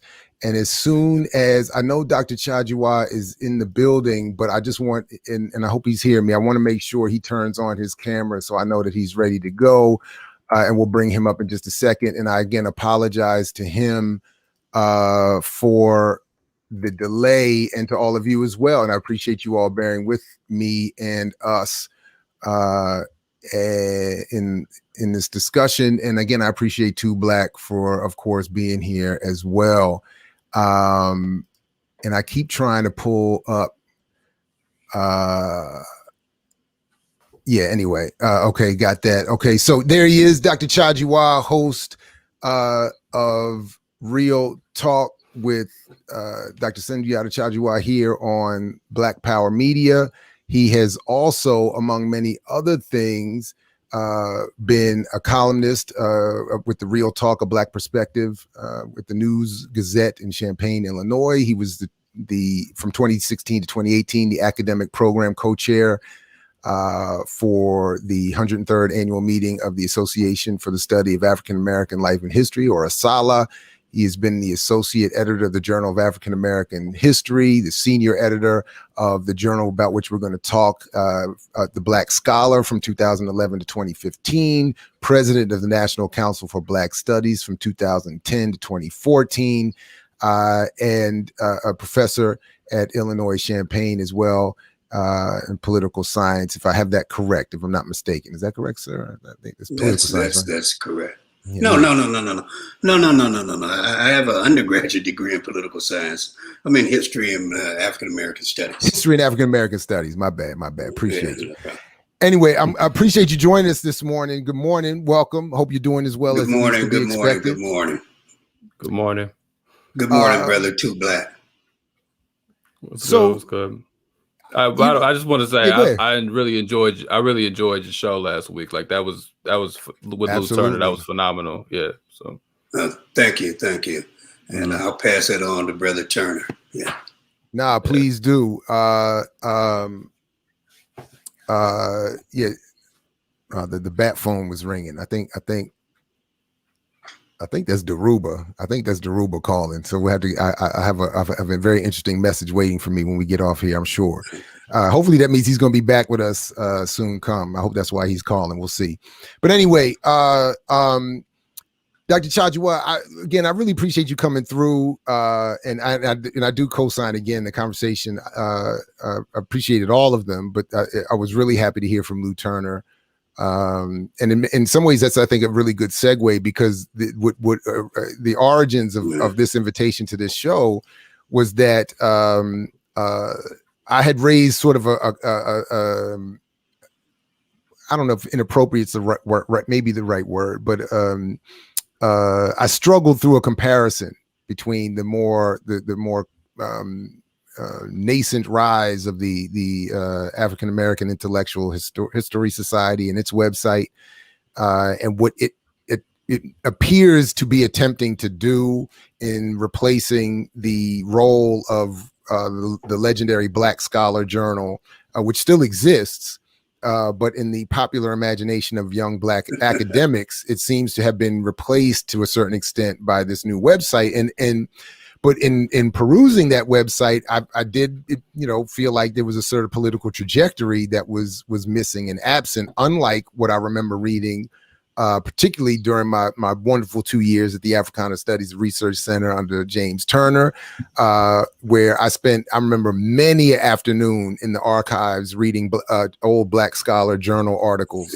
And when I got out of there and had the opportunity to go to conferences and meet you and even write a little bit in that journal and meet Robert Allen and Chrisman and some others, I was like, damn. I mean, I was geeked. I was like, this is heavy. Yeah. Anyway, so I thought it would be good, given that we have, you work with us here and you have this experience with the journal in particular. I thought I would invite you to come and talk about that and maybe, the shortcomings of my comparison, And given what your conversation went with Lou Turner the other day, I was like, this is, that discussion of Marxism and communism and the Black liberation struggle was well covered in the pages of the Black Scholar, as were all forms of other liberation analyses and thoughts and whatever. But anyway, so what do you think about any that I've just said, or where would you want to start in this discussion about? There's a lot. I'm going to save the comparison with the African American Intellectual Historical Society for last, because that's going to be a rabbit hole. Okay. So let me just say that, the Black Scholar wasn't simply a journal that chronicled the movement. It was part of the movement, and the life, the changes, the evolution, the revolutions that took place inside the Black liberation movement also occurred within the staff and the pages of the journal, obviously.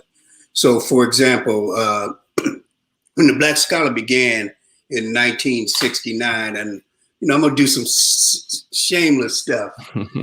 As a former senior editor, funny. I was about to bring up the digital versions. Yeah, go ahead. Yeah. I got a full run of the Scott. That's one of the benefits, right?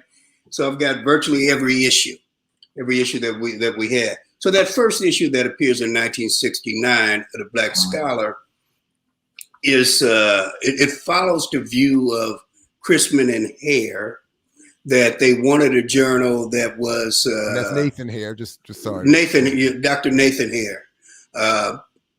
They wanted a journal that took a rounded perspective, what C.L.R. James called a rounded perspective. That is to say that it would present all sides of the Black liberation movement. And there came a point where in the early 1970s, there was a conflict brewing within the movement, right?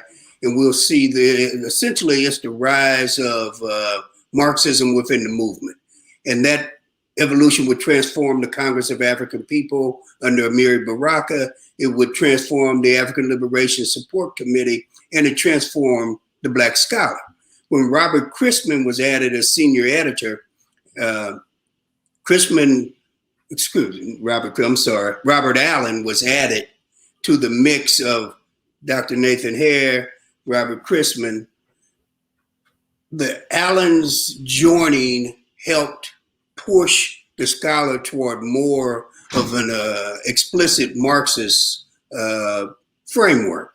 Now, we still published articles by people active in the movement regardless of ideology, but the editorial line shifted, right? And that reflected the struggle, which sometimes referred to as the nationalist Black Marxist debate of 73, 74, right? And that's when those organizations began to move leftward, CAP and Asala. This is gonna be one of these days, man. Let me put my dog out. No, it's all good. It's all good. See. No, I appreciate at least the beginning of where we started with that. I was trying to think. Yeah, go ahead. I was trying to. Yeah, my bad. Go ahead. I mean, I was just curious, really, about the editorial, how do even editorial boards get formed, especially when you're dealing with the time that was going on, as far as like all those different ideologies, particularly the Marxist and nationalist debate. How do you make editorial decisions when occurring? I'm just curious. Well, the issue was that that long list of contributing editors that reflected that rounded perspective, but the decisions around editorial line and what to publish was dealt with by Hare, Chrisman, and Allen. And in the midst of the Black nationalist Marxist debate, which is chronicled in the Black Scholar, right? But it's also chronicled in Black World, because that's the kind of impact it had on the Black liberation movement, that two journals devoted the better part of a year or more to taking up those questions, right? So it was three people making the editorial decision, and Hare at a certain point felt that Well, he was outnumbered, and he left. And when Hare pulled out, you had Chrisman and Allen. And at that point, the Black Scholar is a Marxist journal. You know, the Scholar also took a position under Chrisman and Allen that they did not want to do peer review because they believed, particularly Robert Chrisman, believed that if it became a peer-reviewed journal, it would tilt toward academia and away from the movement. That's I know deep, man. I often debated him on that question, right? Because I believe that one could become peer-reviewed and help junior Black scholars get tenure without changing the editorial line and the composition. And all I can say is this: when I replaced Allen as a senior editor, and we instituted under Chrisman's daughter a shift to peer review, the results are fairly clear that the old man was correct.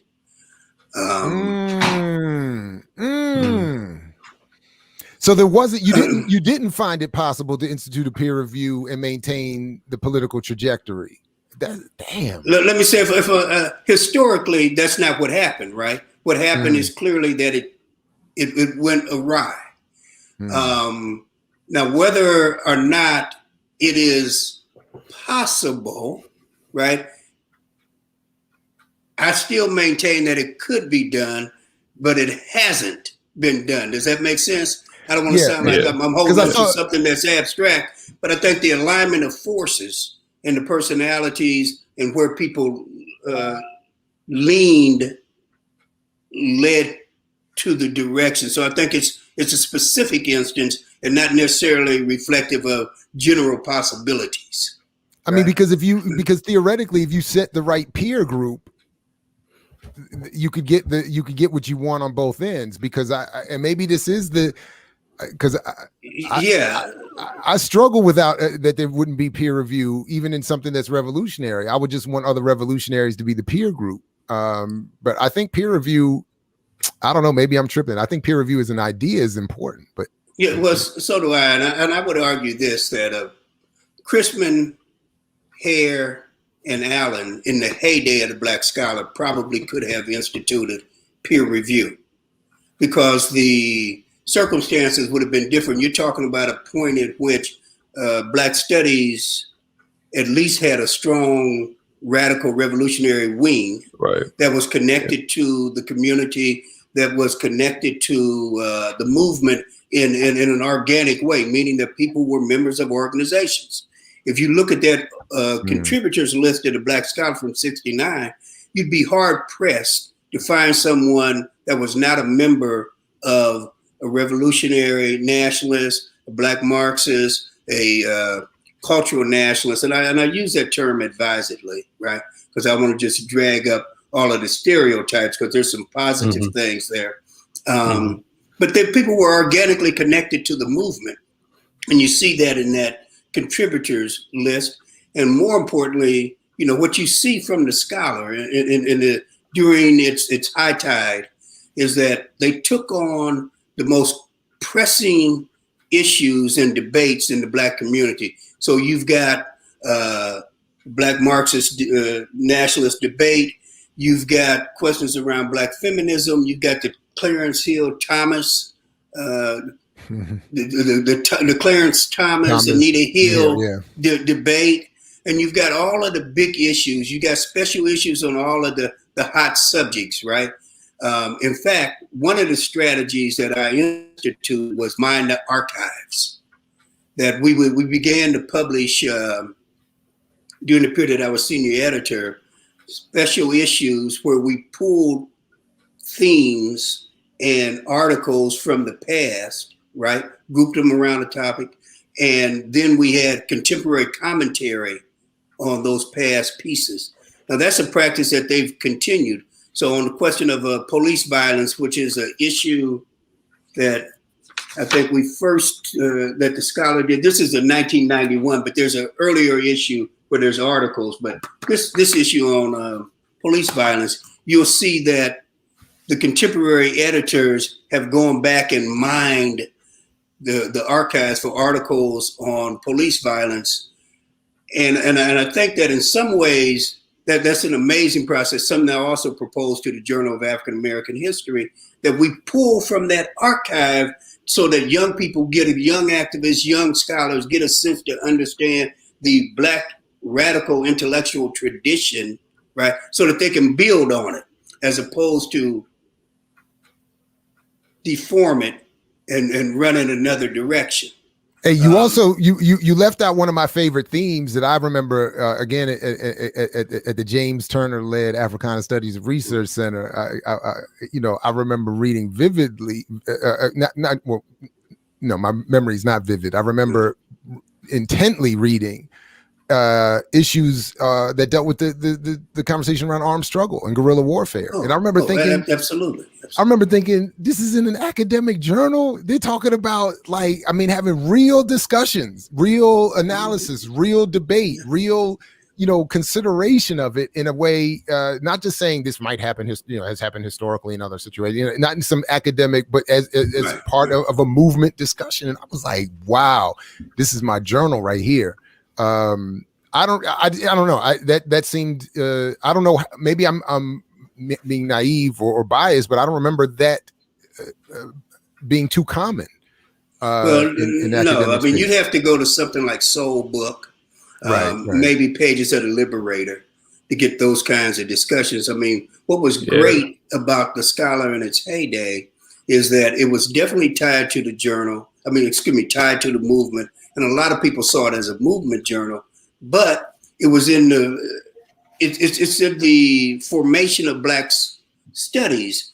And so that a number of the early people who move into Black studies are in fact tied to the movement. So they bring an academic aspect to the writing and to, the kinds of, what would one say, the conventions that they adhere to while still pushing, a revolutionary line. And so the Scholar was able to put that together in a way that Black World didn't, right? Mm-hmm. So you could see articles on armed struggle. You'd see a lot of coverage of the African guerrilla wars, right? Throughout the southern part of the continent. You'd see articles on Grenada. You'd see articles on Cuba that did, in fact, take up the question of the right, of national defense against U.S. Capitalist imperialism. And so the Scholar was able to do that in part because of the time period in which it emerged. Mm-hmm. It really did capture what they would call the zeitgeist of that moment. Mm-hmm. Like you, Brother Ball, I was 16 and I had got my first job working as a youth organizer for the Black Central Coordinating Committee. They had gotten that IFCO money from James Foreman's Black Manifesto. Some of that church money distributed down. And so there was a Black United Front called the Black Central Coordinating Committee. I was Minister of Information of the Black Student Association, later the Black Liberation Party. And so I got hired at 16, right? Wow. And in the process, I'm reading a lot because we're doing a lot of study groups. And I read this thing. This is the first issue of the Black Scholar. And I knew when I finished that issue, what I wanted to be. You know what I mean? Absolutely. What I wanted in life. It had that kind of power for large numbers of folk, right? So when you compared in that email the African American Intellectual History Society and what they're attempting to do to the Black Scholar, I took umbrage. Now, I do want to say this. Sorry, just to be clear, I wasn't saying that they were attempting to do something to the Black Scholar. I felt like they were taking something role, similar. That they were that their role in today's Black intellectual academic sphere was what Black Scholar was at another time. That's what I thought. Yeah, and that's what I took umbrage toward. Good, right? Yeah. But what I do think, and I don't want to say this, is that from the moment that Adolph Reed issues that searing and in some ways, not just mean-spirited, but incorrect critique of Cornel West, Robin Kelly, Michael Dyson. Yeah. Now, I think he's wrong about West. He's right about Dyson and Gates, and he's wrong about Kelly, right? But that searing debate, I remember we were hiring young black faculty in the early 2000s, 2001 when I first went to Illinois, or came back, actually. I'd been there as a grad student. The young faculty were allergic to the idea of intellectual debate and critique, right? They didn't want to, there's this prevailing view that if someone published a book, you write good things, you don't raise any critical issues because they can critique your book. And I think that emerged out of Reed's mean-spirited critique of West and younger people because of the way in which West and others responded to it, right? There was a pact between West and Gates not to critique each other, that kind of piece. And so we talked to him about that. People should go check that Cornel West interview we did. No, believe me, I watched it. I know you did. Thoroughly. I just want to let's be clear. And I'm happy to hear anything you had to say about that too. By the way, I'd be critiques as well. I'm here for it. I see you smiling. Well, the chat was saying things like, "Y'all should have went harder." I admire much of what Cornel West contributed. But I think he should have been pressed a little harder to be a bit more revealing, right, on some issues. So I'd like to see him come back and take up that question about committing to Black institution building, because he has a position that if he begins to really push that point, could make a difference with younger scholars who, while he's no longer the force that he was in the early 2000s, he's still a force amongst folk. But when you're scattered, and you don't focus the flame, and when we have to focus on what I call the Black radicals seizing control of the Black institutional infrastructure. When Amir Baraka was running CAP, he said to folks, don't leave your fraternity or your sorority, take it over. Right? That's the Congress of African People. Congress of. So we've got to have a strategy where we are, as Miles said, like fish in the sea. We have to live inside our institutions.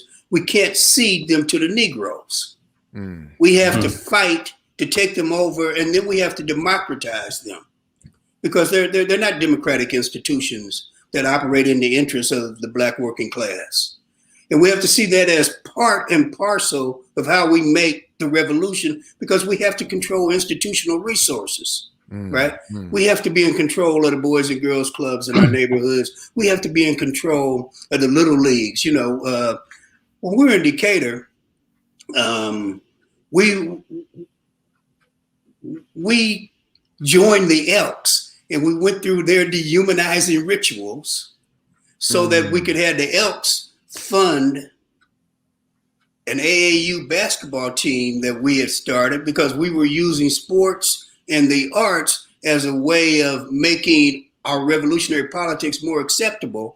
Because they say, well, look, you guys are talking now. I said, yeah, but we also got all these kids on this basketball team that we're working with, that we're developing. We're taking them around, the state playing, and we believe that we got to overthrow Capitol. So we did something that we, I don't know if you know them old black men in the Elks, but I don't. Once we joined, they funded what we were doing. You understand? So, but I get that they're not revolutionaries. Is your point? You had to make it happen. Yeah, we had to make it happen. Yeah. But oftentimes, what you find with those older folks, Black folks in these institutions, that if you bring them young energy and direction, they won't do the work, but they'll let you do it. You follow? So we got to take control of the Black community. That's what that means, right? We have to have control of of those institutions and sources. So back to the AAIHIS. Mm-hmm. So while I appreciate that what they have done is brought back a sense of debate that was killed for maybe 20 years. They've brought back a sense of debate.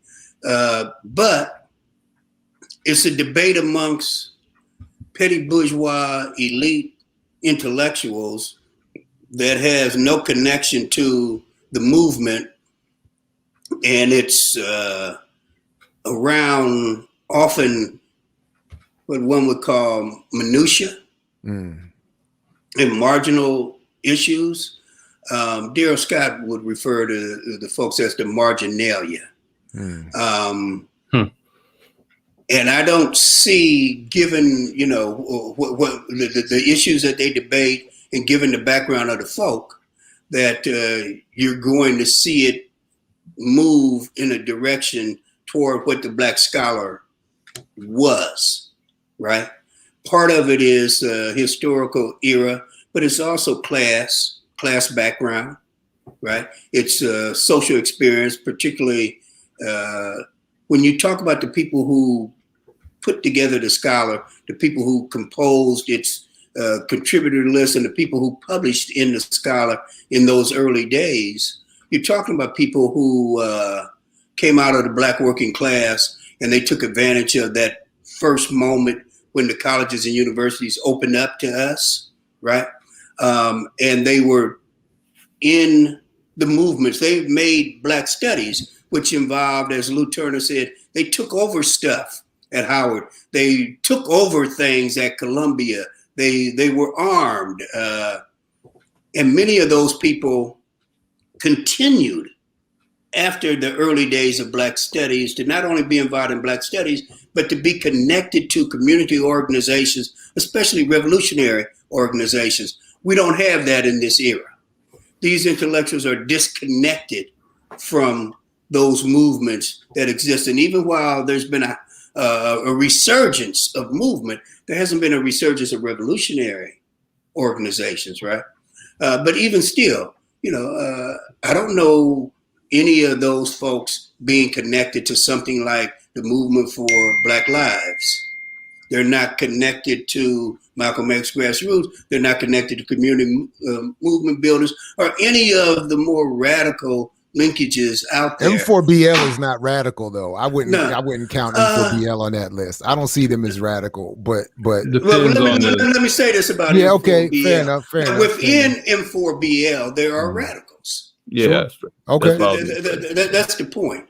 And M4BL is like a bright sun, shining sun compared to the Black Lives Matter Global Network Foundation.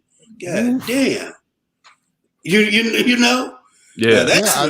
Okay. So there's possibility. And this is the main point I'm trying to make is that if you're expecting to find the most radical example of the Black Liberation Party today, or the Black Liberation Army today, you're looking for the Black Panther Party. That don't exist in many places, but what does exist are formations that we can radicalize if we get inside and take over.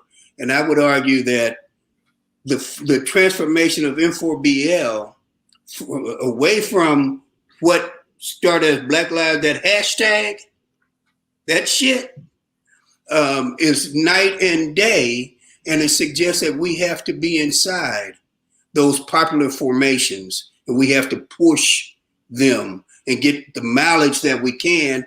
And if you can't transform them, you start something else. But we've got to fight. It's like the people who lead the church. Now, oftentimes that's the only place you can meet. You've got to be inside those networks. You've got to have relationships with those folk. And so I see Too Black. You look like you got a question. You got a response. I was really just listening, but I agree. I think if between BLM Global and M4BL or Movement for Black Lives, I think you have a better chance of addressing some things in that. Because there are some people in it who have some good politics, others not so much. But Yeah, I had a question. You were talking about how Black Scholar changed, and you were also talking about how it wasn't just something that was covering the movement, but it was embedded within it. To your point. So when things started to shift popularly regarding the movement, when we get into the 80s and people start to scatter a little bit, how does Black Scholar deal with that transition? I think that the Black Scholar, there's a moment where there's financial difficulty, and it goes from publishing every month. So it becomes more sporadic, and you're getting maybe 8 issues a year, then 6, and then 4. Right. So that's part of it, because the Scholar wanted to maintain its independence. The other part is the shift of the landscape. But Chrisman and Allen kept the political line. Mm-hmm. And so I would argue that the Black Scholar, while the heyday is clearly 69 to about 80, the period from 80 to through the early 2000s is also an honorable period, particularly the late 90s, right? The formation of the Black Radical Congress. There's a special issue of the Scholar on the Black Radical Congress. And what year those was of that? us. What year was that?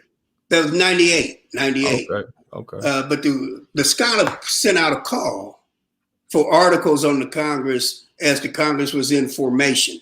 Now, it's a 4 or 5 year process leading up to the formation of the Black Radical Congress. I think I had a conversation with Manny Marable in 93 about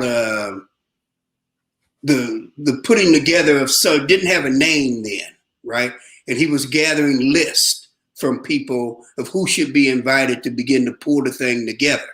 And so I think meetings, there's a number of smaller meetings around folk that begin as early as 94. Much of this is the reaction of Black radicals to the Million Man March, right? The rise of Farrakhan scared the hell out of Black radicals. I'm curious as to why. Yeah. Well, I'm getting ready to tell you, my brother. Okay. I gave a speech at the University of Missouri, Kansas City in 1994, and it was on Malcolm X. It was, of course, it was the date of assassination. And the Kansas City NOI came, and they occupied all the front 2 rows. And they started standing up asking crazy, silly, unknowing questions as soon as I opened my mouth, right? And then afterwards, they wanted to have a conversation. So we said, okay, we'll talk to them. I had about 4 folks with me that had come to Kansas City. And the Fruit of Islam immediately encircle us once we sit down at the table. So we get up and say, we're not going to hold a conversation under these conditions. Right. So then we start having a conversation. At a certain point, one of the Muslims had grown up with one of the guys with us, and he whispers to him, there's an ill wind blowing, and I have to do my job. So we get up and say conversation over. We start moving, and they chase us, right? Wow. Had they caught us, they're going to beat our ass. And I have a friend that the Muslims beat up in the early 70s. He had been a revolutionary, then he joined the nation, then he realized that, the problems, and he tried to move out, and the brother could barely speak, walk with a cane for the next 15, 20 years. Wow. So we understood what Farrakhan's rise would mean for Black radicals. Yeah. But what the Black Radical Congress said, if you look at those issues of the Black Scholar from 98 forward, and I did maybe 5 special issues, maybe 6 special issues for them during that period. That's before I end up very quickly on the editorial board, but ultimately then when Chrisman is ill, end up as senior editor. But there's a number of very good issues in that period as well. So I would say that the history is uneven, right? There's the heyday, 69 into the early 80s. Then there's a kind of follow period where fewer issues are being published. And because it's not as vibrant on the ground, the scholar is genuinely reflecting what's happening in the movement, right? But the editorial line don't shift. You know, don't get that twisted. Chrisman and Allen maintain the editorial line. And then as the movement begins to pick up in the late 90s, there's another upsurge of the scholar. What's interesting is that in this moment, where there's been an upsurge, not a revolutionary upsurge, but an upsurge, right? Our people are demonstrating a will to fight, right? Not correct strategy, the bad tactics that Black Lives Matter imported from Occupy and from the hippies, you know, political theater, die-ins and all that silly shit. Yeah. But a willingness to fight. And so at this moment, what's interesting is that the scholar has not moved to reconnect to the movement, right? But you know, that's the nature of things, you know.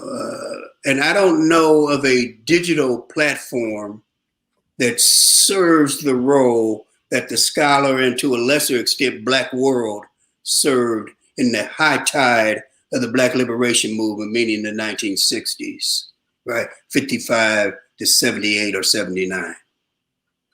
You said, yeah, go ahead. Because I walked there, I had to take a bio break and I come back and Sundiata's people getting beaten up by Muslims. I missed a whole transition. I was like, what the hell? I have to go back and catch that. Yes, brother. No, we didn't get beat up. We got to the car before we got beat up. Oh, okay. My bad. I'm saying I got to go back and catch the tape on that one. I was like, dang, I missed the I wasn't ready for that. I was just gonna, and then you can get back and talk about. I was curious. You said that Black Scholar hasn't re-engaged, and I know you were saying that there's some things with Black Lives Matter that, you know, tactically, you know, maybe some of the older radicals don't agree with. Do you think that's a part of it, that they don't necessarily see it as a reflection of the radical struggle, or is it something else? I mean, I don't know. That's why I'm asking. Well, we're not talking about Robert Chrisman. You know, died a few years ago. Mm-hmm. His daughter, who he turned the journal over to, was raised in England and doesn't have connections to Black activists, and certainly not to revolutionary activists, and not really to Black studies folk, right? Mm-hmm. The person I work with, who is now editor-in-chief, Louis Sokai, he was raised in Nigeria, and he's a very good academic, but he doesn't have those connections. Jonathan Fenderson, who I brought on to the Scholar, does have those connections, right? He was in the Organization for Black Struggle, which is a group that I was also in when I lived in Missouri. He also comes out of the Africana Studies and Research Center under James Turner. Under James Turner, right? You know, and I think of Jonathan, who I'm going to have on my show, as he's at the apex of young Black scholars, scholar activists, right? If you have people like Jonathan running AIHS, it might be a digital version of what the Scholar was, right? But the Scholar, the editorial, most of the editorial board, 75% were people that I selected, so that they're solid, radical and progressive academics, but not movement folk, right? Because you didn't have the same kind of links at that point. So part of it is era, but part of it is the nature of who people are. You have to have links to the movement. You have to be rooted in Black communities. So we're talking about people. Oh, the third person is from Jamaica, and again, doesn't have connections to the African American community. I don't want to sound like a narrow nationalist.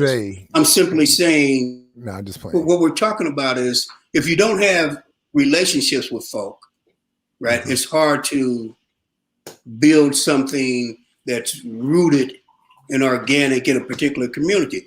Now, the scholar, if you look at it, it maintains there's several good issues on the Dominican Republic, on the African diaspora. I wouldn't say revolutionary, but raise some good progressive questions, if that makes sense.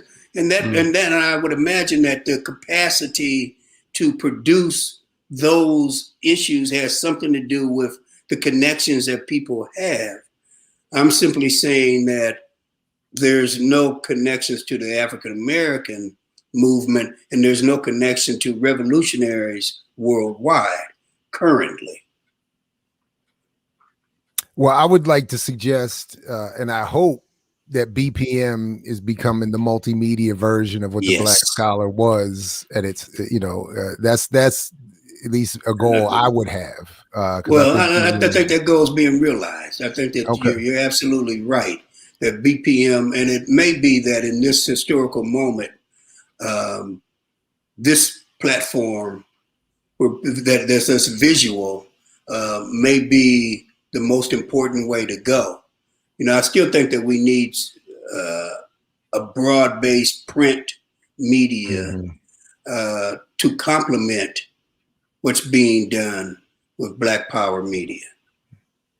That makes sense. This makes sense.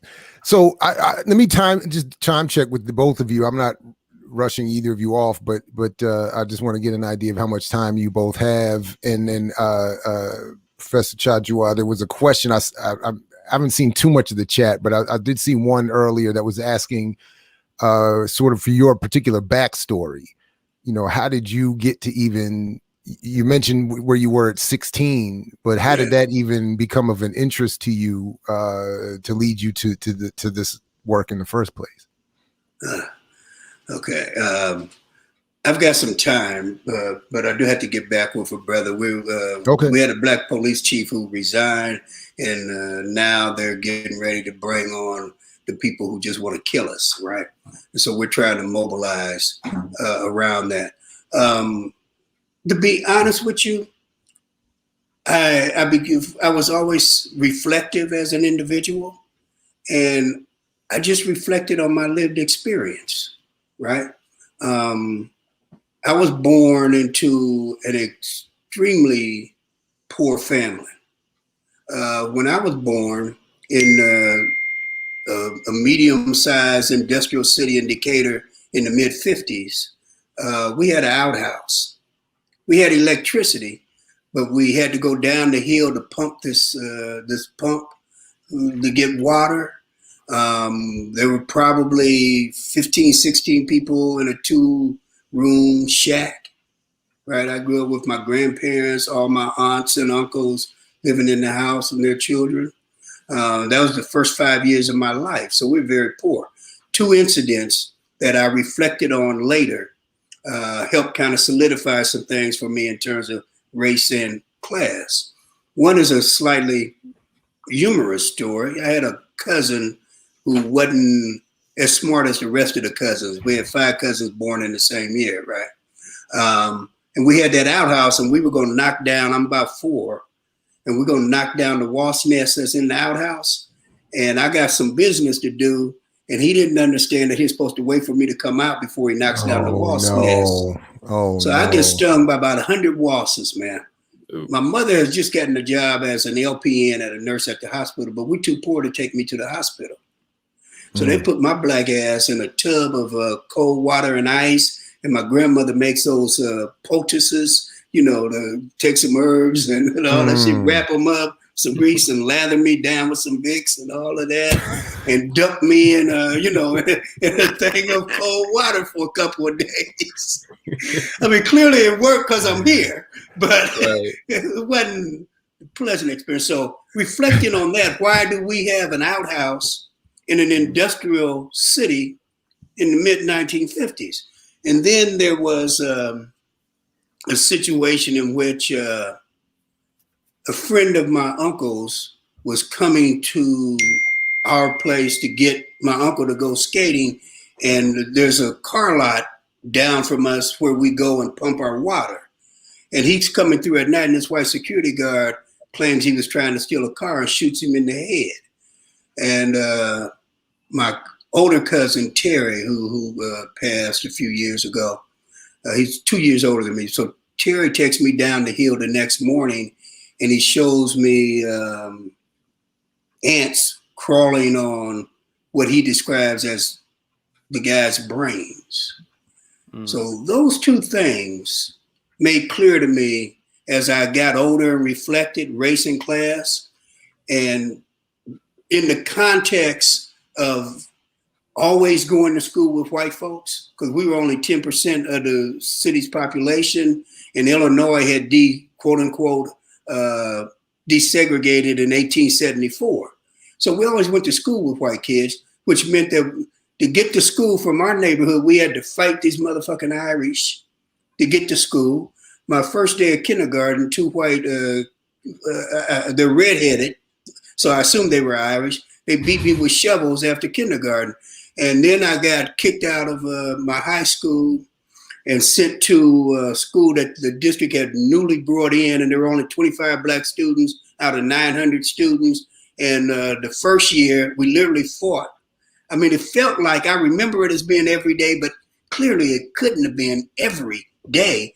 And so out of those lived realities of poverty and just racial battles with white kids, I was open when the thing about Black Power finally hit, and it hit me, rather clear. Like I said, I was studious. I wasn't a good student, but I was smart, right? I did what I wanted to do. You understand? And when I started thinking about black stuff, I would skip class and go to the library and just read. So I began, I started with the Student Nonviolent Coordinating Committee, H. Rap Brown, my guy, Jamil Alameen. And I read everything about Jamil Alameen, Stokely Carmichael, that's Kwame like Ture. black radical nerddom though, right? Because you skip class to read in the library. That's deep. Yeah, but understand this. See, I had written a paper on Malcolm X. They said, write a paper on a great man freshman year, right? So I wrote on Malcolm X, and the teacher took my paper and went before the class and said, he is not a great man, and tore it up. Wow. So she said I had to do the assignment over. So I said, cool. I wrote on H. Rap Brown. I was recalcitrant. And so then I started getting involved in student movements, and so that whole context of probably up through 16 and having real battles, but also being attuned to what's going on, being in a church, AME church, where we had a pastor from Canada who talked about Henry McNeil Turner, talked about the black communities in Canada. So I'm getting a lot out of the community. And what I'm saying is that the social circumstances of who I was fit. And I had things that happened in the places where you had interaction with white folks, right? The school system, shopping, and police, and rec centers that made major impacts on me. And I'll just tell one more story because I want to just trip on this, but probably the most profound incident that shaped who I am occurred in 7th grade. We had a very brilliant teacher by the name of Ned Freeman, ironic because he's a white son of a bitch, a racist dog. But he was pedagogically, he was ahead of his time, right? So, but he had set up his class. He only 4 black students in the class. the first assignment was you had to do a genealogy. You had to identify the etymology of your last name, and you had to trace your family's history back before the Civil War on both sides. So clearly none of the black kids could do that. My good friend, Ronnie Fluker, and this is one of the things from growing up in Decatur, I still have close friendships with folks that I went to kindergarten and third grade with, you know what I mean? We'll get together for Super Bowl. Because that's what working class communities are like. You go to the same church, you know what I'm saying? You build these deep and profound relationships. So Ronnie Fluker was the first black kid to go up. And so he starts by saying the etymology of my name, Fluker, is German. And Ned Freeman, the teacher, interrupts him. Well, Ronnie, are you German?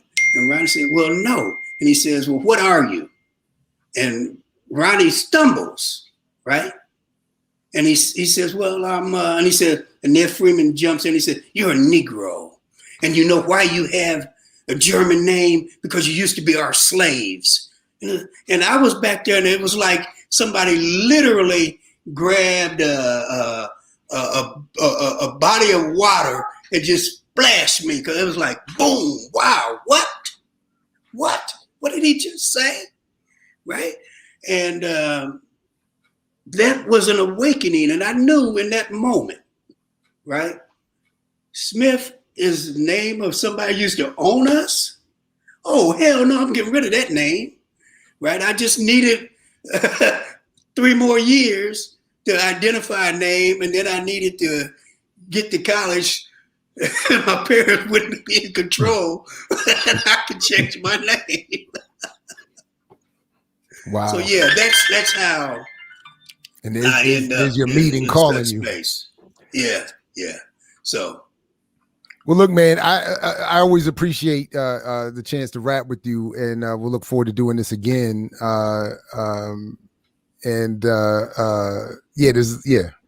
Definitely want to do this again. But appreciate you, man, and good luck with your next steps. And we'll be definitely checking out the Real Talk program when it comes on again. Appreciate you. Right, thank you. Thanks for having me. Take care. Nice to meet you too, Black. All right. Yeah. Good. Peace, Dr. Cha-Jua. All right. Too Black, if you got a couple minutes, man, I got sent some stuff I wanna show folks. Yeah, I mean, I would normally be asleep right now, so this is all, you know. This is all gravy and extra.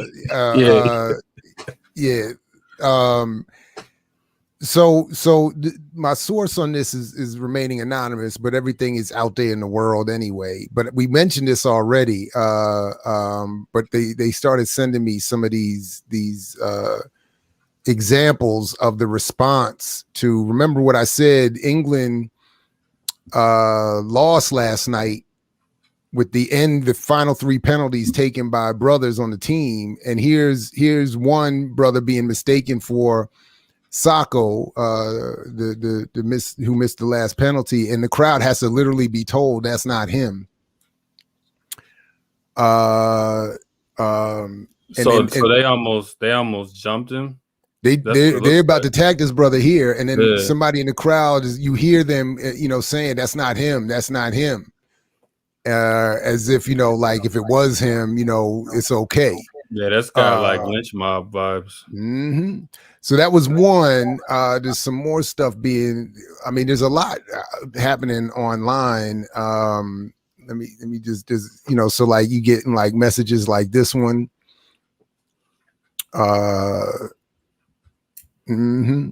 And that's why I agree. Like that's why, like, usually I'm rooting for the team with the most brothers on it, but I was like, I'm not rooting for England yesterday, and I knew when they missed those penalties, this would be some of what we were going to see. And as much as I again love this sport, I recognize, and I think you are right in terms of overt racism. There's way more in this sport than what we see. The idea, like what is his life like that he could go on Twitter with this? Yeah, you know what I mean? For one, I'm not a big soccer fan, but I do love sports, particularly football and basketball. So I get the enthusiasm, but it ain't never gotta go to this point. I remember when Richard Sherman was hype after a game. He was a cornerback for the Seahawks back in, what was that, 2014, I believe. And he was just hype, and he was yelling at the white sideline reporter, and you saw stuff like that on Twitter, like, you know, this nigger is gonna kill the white woman, and you know, you saw these white anxiety fears pop up through sports, and I think a lot of white anxiety about the fear of blackness really does show itself through sports, and you're seeing that particularly with this, like, you know, nigger plus penalty. Wow. I mean, it's crazy, man. I mean, it's like, you know, anyway, so obviously not to add anybody's trauma this morning, but I thought it was, you know, I don't know, worthy of some attention there. But this is, anyway, like, it's just crazy, man. It's crazy. And there is one more, like, because I actually pointed this out to my friend during the game, and in a different way, admittedly, but this is the Italian Chiellini defender chasing. This is the brother Sacco that missed the final penalty during the game. But you know, talking about runaway slave captured by his master was the tweet here. And I had noted the history between Italy and Ethiopia was playing out in some of the game, but. Anyway, man, you know, those are just some of the reactions, and it's I don't know. Yeah, I mean, but I'm from Indiana as well, so everybody remembers the brawl between and I was watching that live, and I remember the reactions, particularly in Indiana, not just around the country, but the reactions in Indiana about, you know, how dare these niggers run into the stands when somebody throws a drink in your face, you know, these people are spitting on you, and they actually fought back. And then that, you know, they shut down the whole team, suspended Ron Artest literally got suspended for 73 games that year. Steven Jackson got suspended. It's crazy because Steven Jackson looks so ridiculous now in the whole Kwame Brown beef, but Kwame Brown and that Rachel Nichols thing too. I don't know if you would but he looks like an idiot on that too. So because he defended Rachel Nichols, because I mean, it all was coming out how much Rachel Nichols helped all of these cats get their positions and jobs, and Becky with the good hair was on there admitting, he was like, you know, she got me a job, and you know, she, you know, I mean, it was or helped me with my career. I mean, all this stuff. So it's Steven Jackson, I think is a complete idiot, just for the record, but he's also said it's on video that black women are the biggest impediment to successful black men. Oh, really? Like this is not a brother that's ever. I mean, you saw how he botched the whole comment on the Jewish topic a few months ago. I mean, he doesn't know what he's talking about, and you know, so as much as we want to support, you know, black men's ability to express themselves and everything, I still maintain everybody needs to know what they're talking about. I don't care who you are. And but I have to. I don't know if it's a full pass at this point, given what you've added to the issues list here. But Steven Jackson always was getting a pass from me, because in that moment, when it came to it, he defended his brother and swung on those white folks in the stands. So I was like, that's why I was always like, I was you know, hoping to give him a pass. Yeah. But he's been wrong apparently somewhere. So many, you know. I mean, it's nuanced. It's nuanced. Just like Kwame Brown says things we love that he says about the media, you know, the ecosystem, and then there's other things Kwame Brown says. It's like, I don't know. I mean, I think he's wild wrong on issues of manhood, masculinity. He's, you know, the whole Joe Brown, Bill Cosby thing. I think he's way wrong on all that. He's wrong on. I don't think he understands the economy and all. You know, there's a lot of things he's wrong on. I agree with you. Yeah, and I mean, I know, I think she's still in the chat. You know, Erica or Ricky, you know, always talks about celebrity-centered analysis, right? So we can't lean on these people to really give us the analysis that we need to understand the world. You know, they're not. They're you want to have. I mean, kind of even Dr. Sundiata's point. You want to be able to have people in some of these institutions, you know, who can lend you support, even if they're not radicals themselves.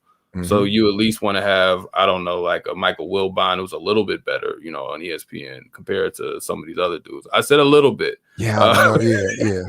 I know you in DC, so I know that hits different.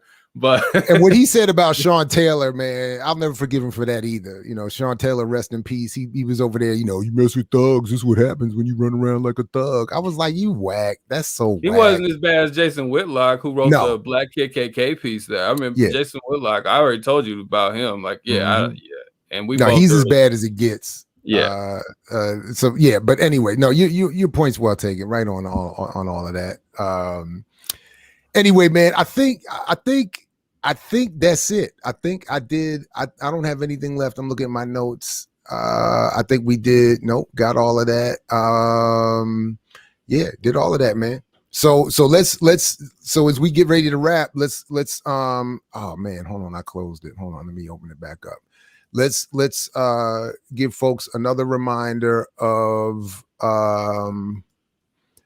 what you all have coming up. And while you do that, I'll take a quick peek at the chat for any other questions and that we might have missed. You want me to just break this down? I mean, just if you and say as much as little as you want. I just want to remind people about this event and get people to make sure that they tune in and bring at least 10 friends on July 20th. Yeah. So for the people who weren't here at the beginning, or even to restate it, make it a little faster this time, but yeah, consider the following is what we're trying to do. It's like a spinoff. Like I said, I never thought I would use that phrase, but it's like a spinoff of the Black Myths Pod. It's still under that banner and still overall, you know, BPM, but we're trying to say there are certain things as myths that are definably like true or false that we can clarify. And then there are other ideas that aren't true or false, but they can be debated. And that's why we're offering a space for debate. So the resolution here is community control of the police is inconsistent with police abolition. For those who are not like aware or up on debate, when you have a resolution, that is just the idea that is being debated. It is not like, so one side is affirmative, the other side is negative. The affirmative is the person who upholds the resolution, and the negative is a person who opposes the resolution. So we have Jason Perez and M. Adams and both their respective organizations, and they're gonna, you know, go at it for that. And then we're also gonna have, after the debate, which is only about 35 to 40 minutes, we're gonna have a discussion afterwards. But it's important to have a debate because I think a lot of times, either when there are debates, it's too many people talking past each other because it's not moderated, it's not structured, or it's too long. Or you have somebody was asking me, because at first I told you, Dr. Ball, we still won't mention the name of the person. It was hard to get people to originally do a debate, because I just don't think people actually like want to just sit down and have like be locked into debate anymore. It's a lot of like, I'll do it on Twitter, I'll get on my show and go in on you. But if there's a platform, we're trying to like create a platform where we debate the concepts, not the individuals. So this is just our first opportunity to do that. I think it's cut off at the bottom, but we're gonna do a fundraising campaign for the Black Panther Fund as well. You know, so we can give some of the proceeds, since these events tend to get more people to watch. We want to use that as an opportunity to give some money to that fund. We don't know how frequently we're going to be doing this yet. We're going to see how successful this one is first. I know it will not be once a month because it's too much work, but we'll see how successful this one is first, and then we'll go from there. But yeah, everybody come out live, you know, watch it. If you don't have time, you know, watch it later. It'll be on our podcast page as well. But, you know, we're not having any judges officially. We might put up a poll on the page so y'all can say who y'all think won. We don't want to have any judges right now because, again, we're trying to stay away from the kind of spectacle-based online shit that you see too often. Like, we're really trying to be principled here. So we're no judges right now. Right on. By the way, Craig Bardo says it's almost like you need your own show, man. And Kelly, thank you for the correction. I did keep saying Sako, and his name is Saka, and I think it's because I keep wanting to say I'm in my head. I'm thinking of all of the three brothers, and so Rashford, Jaden Sancho, and Saka, who I kept saying Sako. So thank you for that correction as well. And that, the ref didn't call almost anything in that game. I mean, they let a lot of stuff go. But So definitely tune in on July 20th. And Two Black, I know I was about to wrap up, but I actually have a few more minutes. So what I'm going to do, I don't know if you welcome to stay. I'm going to actually go through some of those comments on my Instagram page about the crypto piece. I'm gonna come back and double up. Like I said, I'll be asleep anyways. I'm literally gonna probably take an hour after I get off here, then I'm get to work. But yeah. So because I didn't do it justice, I was rushing too much earlier, and there's a couple things in there that I did want to address. Can I respond? Since we're doing comments, I never read the comments during our shows, but I'm just looking at them now.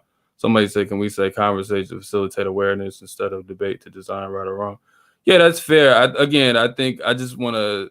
We're going to address some of this before the debate. What was it says?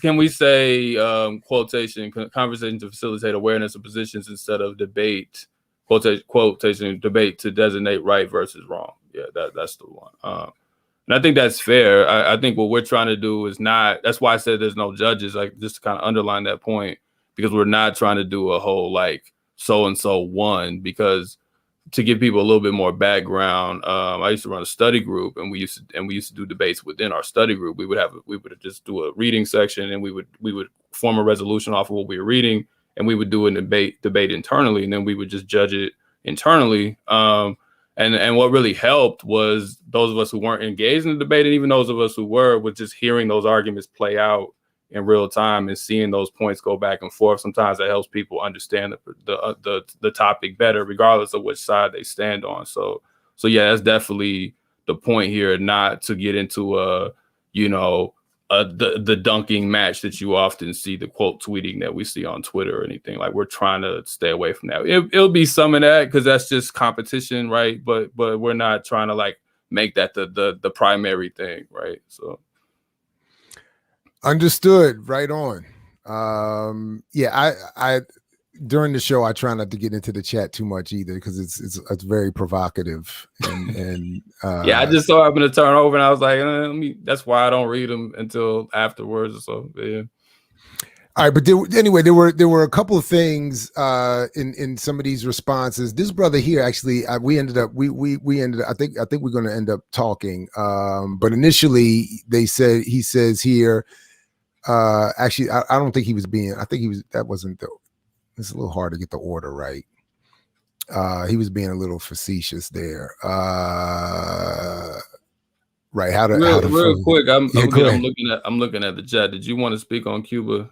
I'm just seeing that there's a lot of talk about that. What in particular about Cuba? I don't know. I don't know. News? Honestly, I don't know. You to speak to Cuba. I mean, Cuba just did have a protest.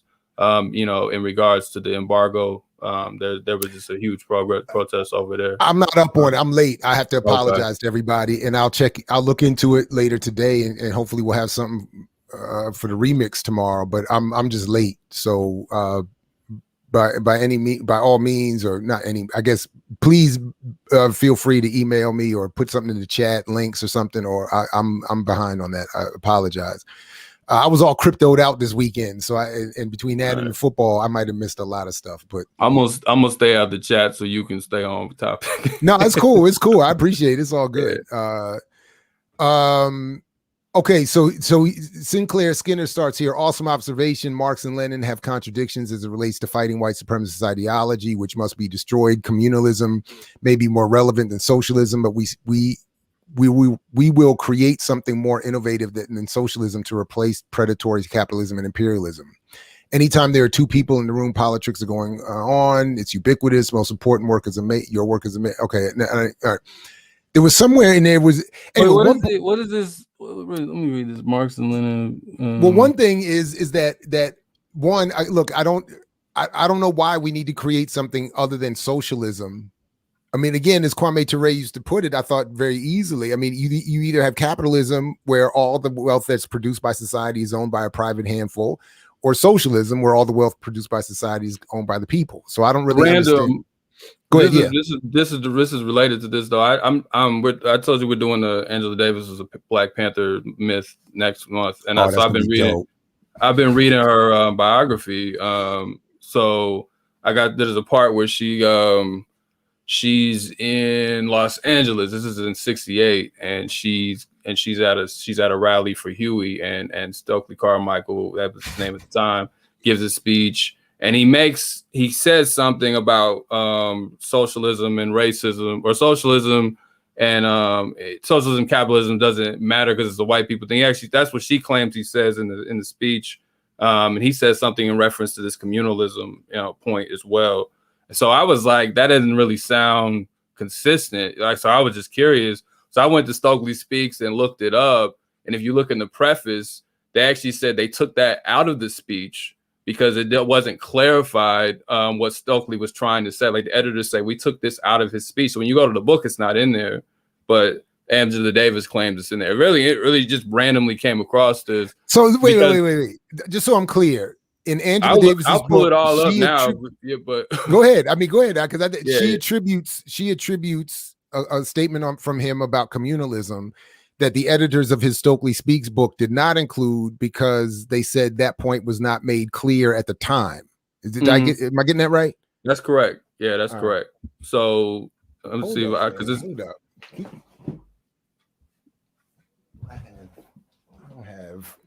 I got to get access to my books, man.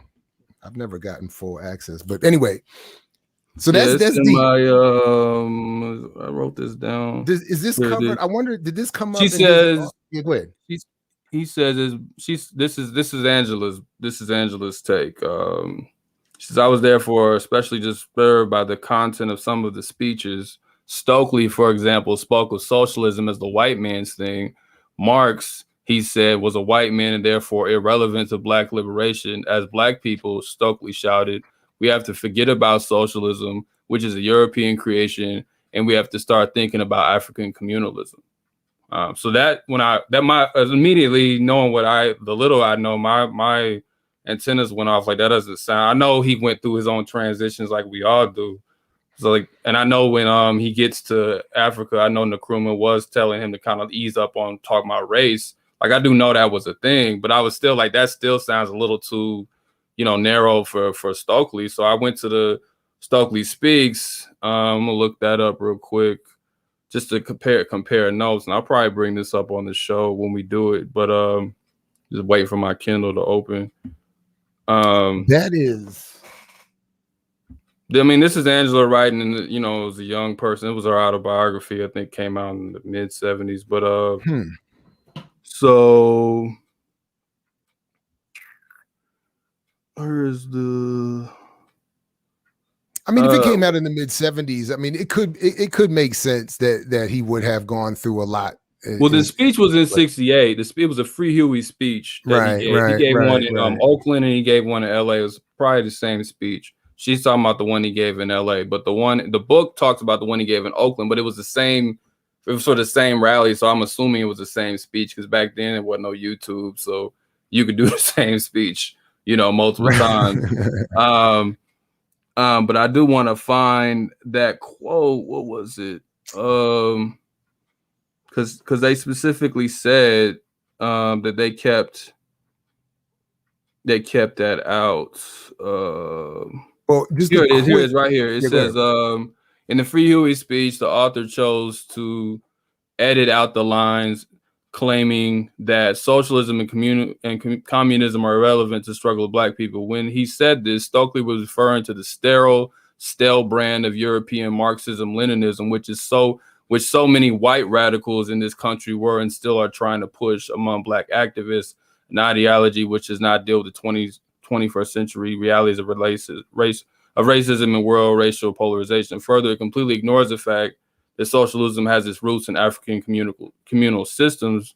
Because his statement made at the rally was not clarified at the time, he felt it better to delete it from the speech, as was done in his recently recorded titles, Free Huey. So actually, Stokely didn't want that in the speech. It wasn't just the editor. Stokely didn't want that in the speech himself. Because remember, the Stokely Speaks books comes out in 71. So Angela Davis's book, I think, comes out in 74, and this speech was in 68. So it's a lot going on, I know, but it just reminded me of that. That's interesting. Okay. Yeah. All right. Well. Anyway, so all right, so that's deep. That's interesting. Yeah. By the way, Sinclair also, by the way, he says here revolutionaries created the need for Bitcoin. That was sort of what I was getting at. So I that's why I was like, what?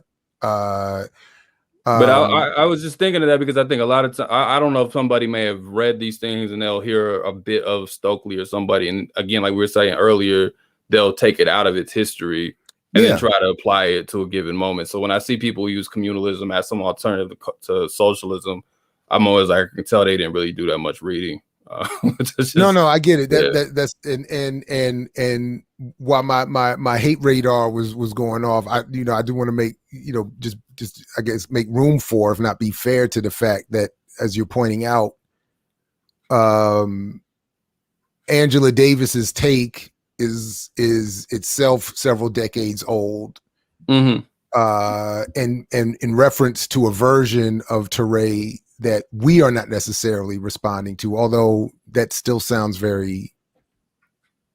That sounds. Yeah, like I think it was. I think she was a little harsh, but even if he had said that, I think she was a little harsh. But yeah, the book was. I want to get the date 74. I was right. Yeah, the book came out in 74. So she's writing about this pretty much after her whole, prison situation, the John Jackson and all of that stuff. So this is like right after that. That's I get it. All right. Yeah. So I mean, it is fair to say these people are writing in real time, and we're looking back. I mean, this is a long time ago for us. So but it was just interesting. I had never seen that exchange. Or made that connection, and then to see that Stokely actually want to take that out of his speech, I never, I just, because I was just trying to verify, did he say that? And then he's like, yeah, I didn't even want in there. So. Right, and when we still don't know. And again, if based on even what you're saying, it's not necessarily that he did or didn't say it. It's that what was said is not necessarily recounted accurately by Angela. And I'm not saying he was responding in the decision to take it out to her, but in just comparing these two reflections, hers may or may not be, or may still be incorrect, even as he's also saying take it out because it's not, my point is not accurately or fully fleshed out or developed. Right. I don't want to speculate why he wanted to take it out because I don't know his mindset, but I think some of it is just like they said, it wasn't clarified, and we know there's a long history of his words being taken out of context. So, I mean, that wouldn't be the first time that, something he said was taken out of context, whether it was about Black power, or Black women, or women. Yeah, Black women. We know that one. So, I'm sure he was trying to, and he had moved more towards that and clarified those things better. But again, like, we don't deal with context often, so we'll just take out a quote. And at the time, there was a lot of like white anarcho-communist types who were trying to push a certain narrative. And it makes sense to why you had to kind of push back and say, hey, there's some African roots here. Like, it made sense then in 68 why you had to do that. But we'll look at it from a 2021 perspective and not understand what was happening in 68. And that this is at a Free Huey rally. Right. Right. So that's right. Yeah. All right, right on. Okay. So by the way, when I'm doing this, I'm kind of skipping over the comments that are in agreement, and I'm specifically trying to find the comments that were in disagreement, though there weren't that many. But I think that they point to some of the mythologies around crypto that we were trying to cover earlier. As this person says to me, I just had the thing here. Right. Revolutionaries created the need for Bitcoin. So I was saying, like, that's why I said, what? And then they wrote back, the essential and true nature of development is this: the development of a country is brought about by people, not by money. Money and the wealth it represents is the result and not the basis of development. In addition to people, the prerequisites of development are land, good policies, and good leadership. And the necessary condition and root of development are the hard work and intelligence of the people. And then they said they're quoting from the Arusha Declaration that came out of the struggle in Tanzania. So I went back and I said, so my response was, and this is sort of what I keep wanting to come back to. Nowhere is there a call for a new currency or investment as a solution. And of course, and I thought I mentioned it in this response, maybe I forgot to, or thought I did, but of course the Arusha Declaration specifically calls for a socialist economy.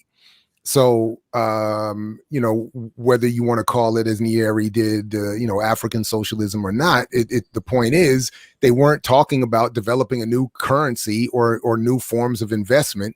They were talking about developing a socialist economy for Tanzania.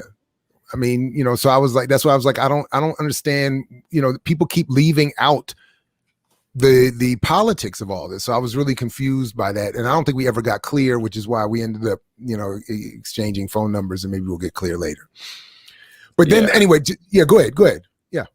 Yeah. I mean, I don't want to go in on the person because I don't know them, but I'm just saying, so I'll just speak to it in general. I noticed a certain tendency nowadays, and maybe it's not just nowadays, maybe it's always been like that, but I think more so nowadays to just project shit onto people so you can prove your point and have no real sense or care for the politics that you're using. So all of a sudden Malcolm X is so we can promote Black entrepreneurship.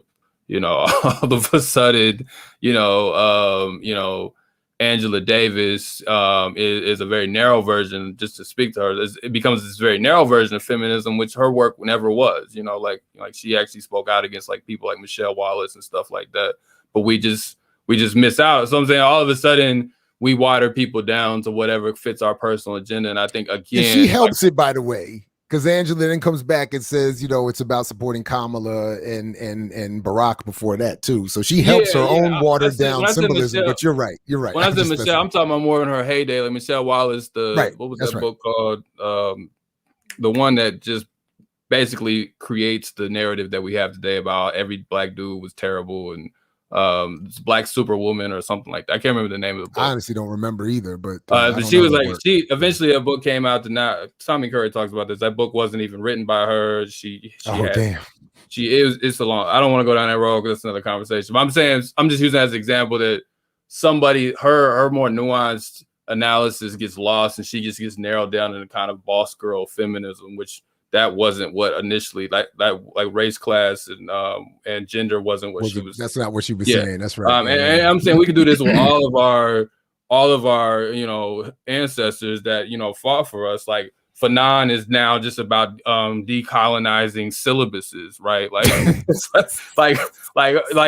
these people are just completely taken out of context. So that's what I'm saying. Like people do that, and I'm like, what do you actually read these people? Like when I say read, I don't mean did you just look at the words, but are you actually comprehending what's being said?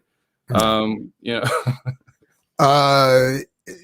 again, I want to be clear here. All respect due to Wise Intelligent, and as I think you'll see by the end of this quick exchange, that as I tried to summarize before, the conversation I think is so confused that even where I think people might end up agreeing, they have to go through a whole bunch of smokescreen and whatever first.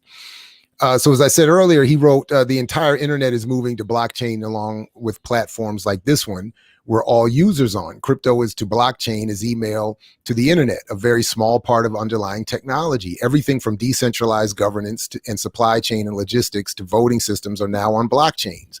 The dot-com era created a lot of billionaires, then crashed. However, the internet remains, and we're all using it by default, regardless to whether we thought the internet, e-commerce, and online business were scams.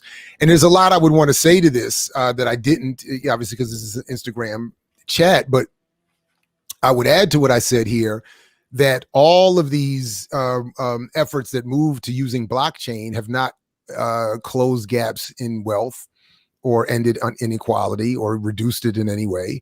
And the fact that we all remain using the internet has nothing to do with our own choice.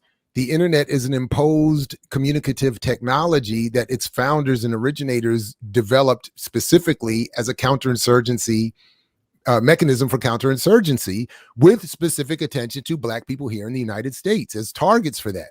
So we're not using the internet because we've some of us think it's a place for e-commerce or business or scams, or for good or for bad. We're using it because it's been imposed on us as a necessity to make it easier to put us under surveillance and to suppress us when necessary. So, and my point in focusing on that here is that,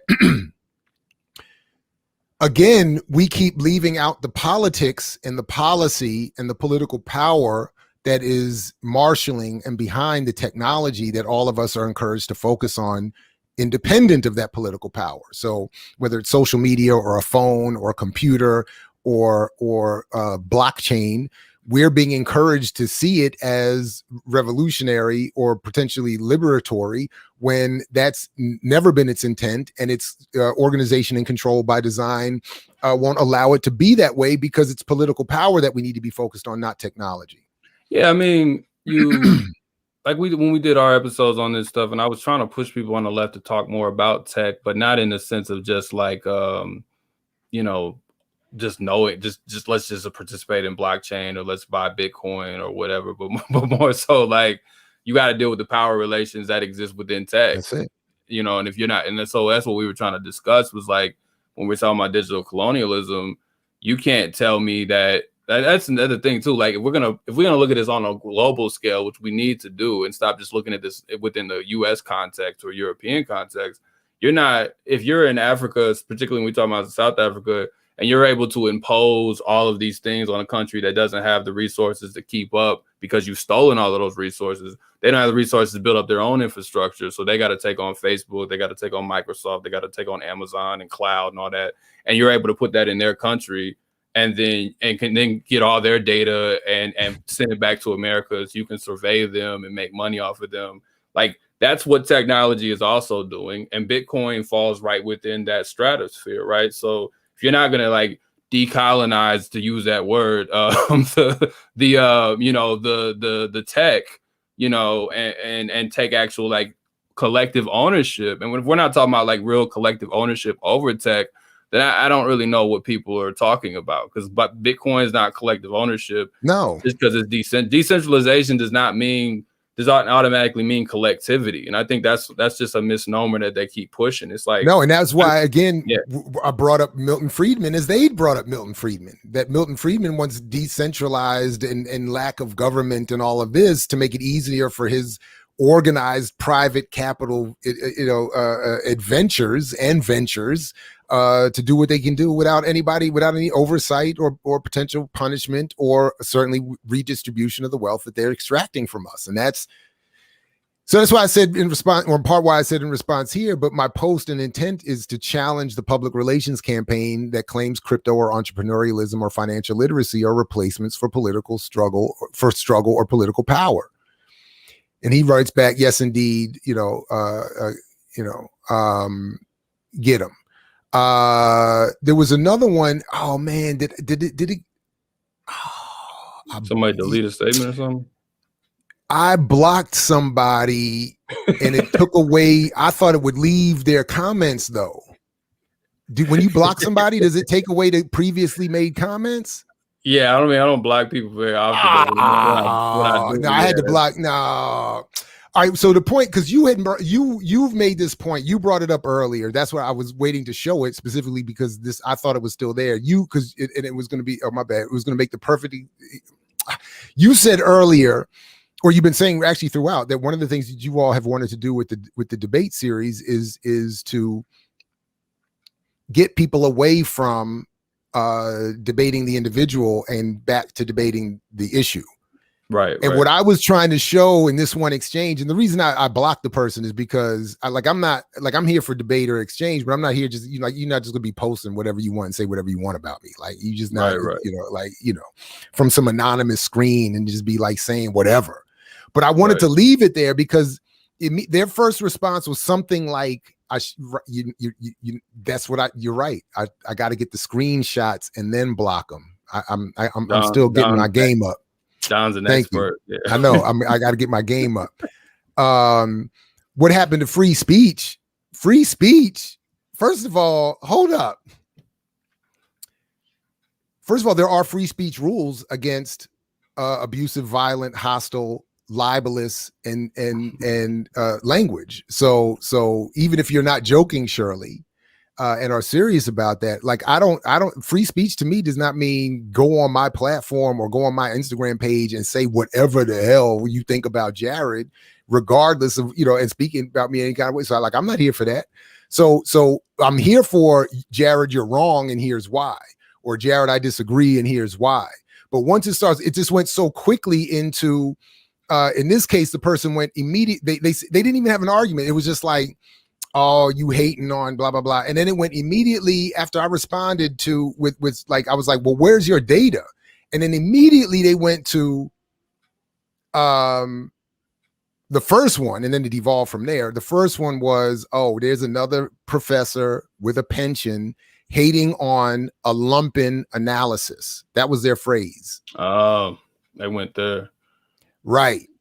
And initially that's cool with me. I don't have, like, if you want to, like, I'm not mad at that. It's silly, but I'm not mad at that. They went and got worse. So then then that's where the blocking had to come.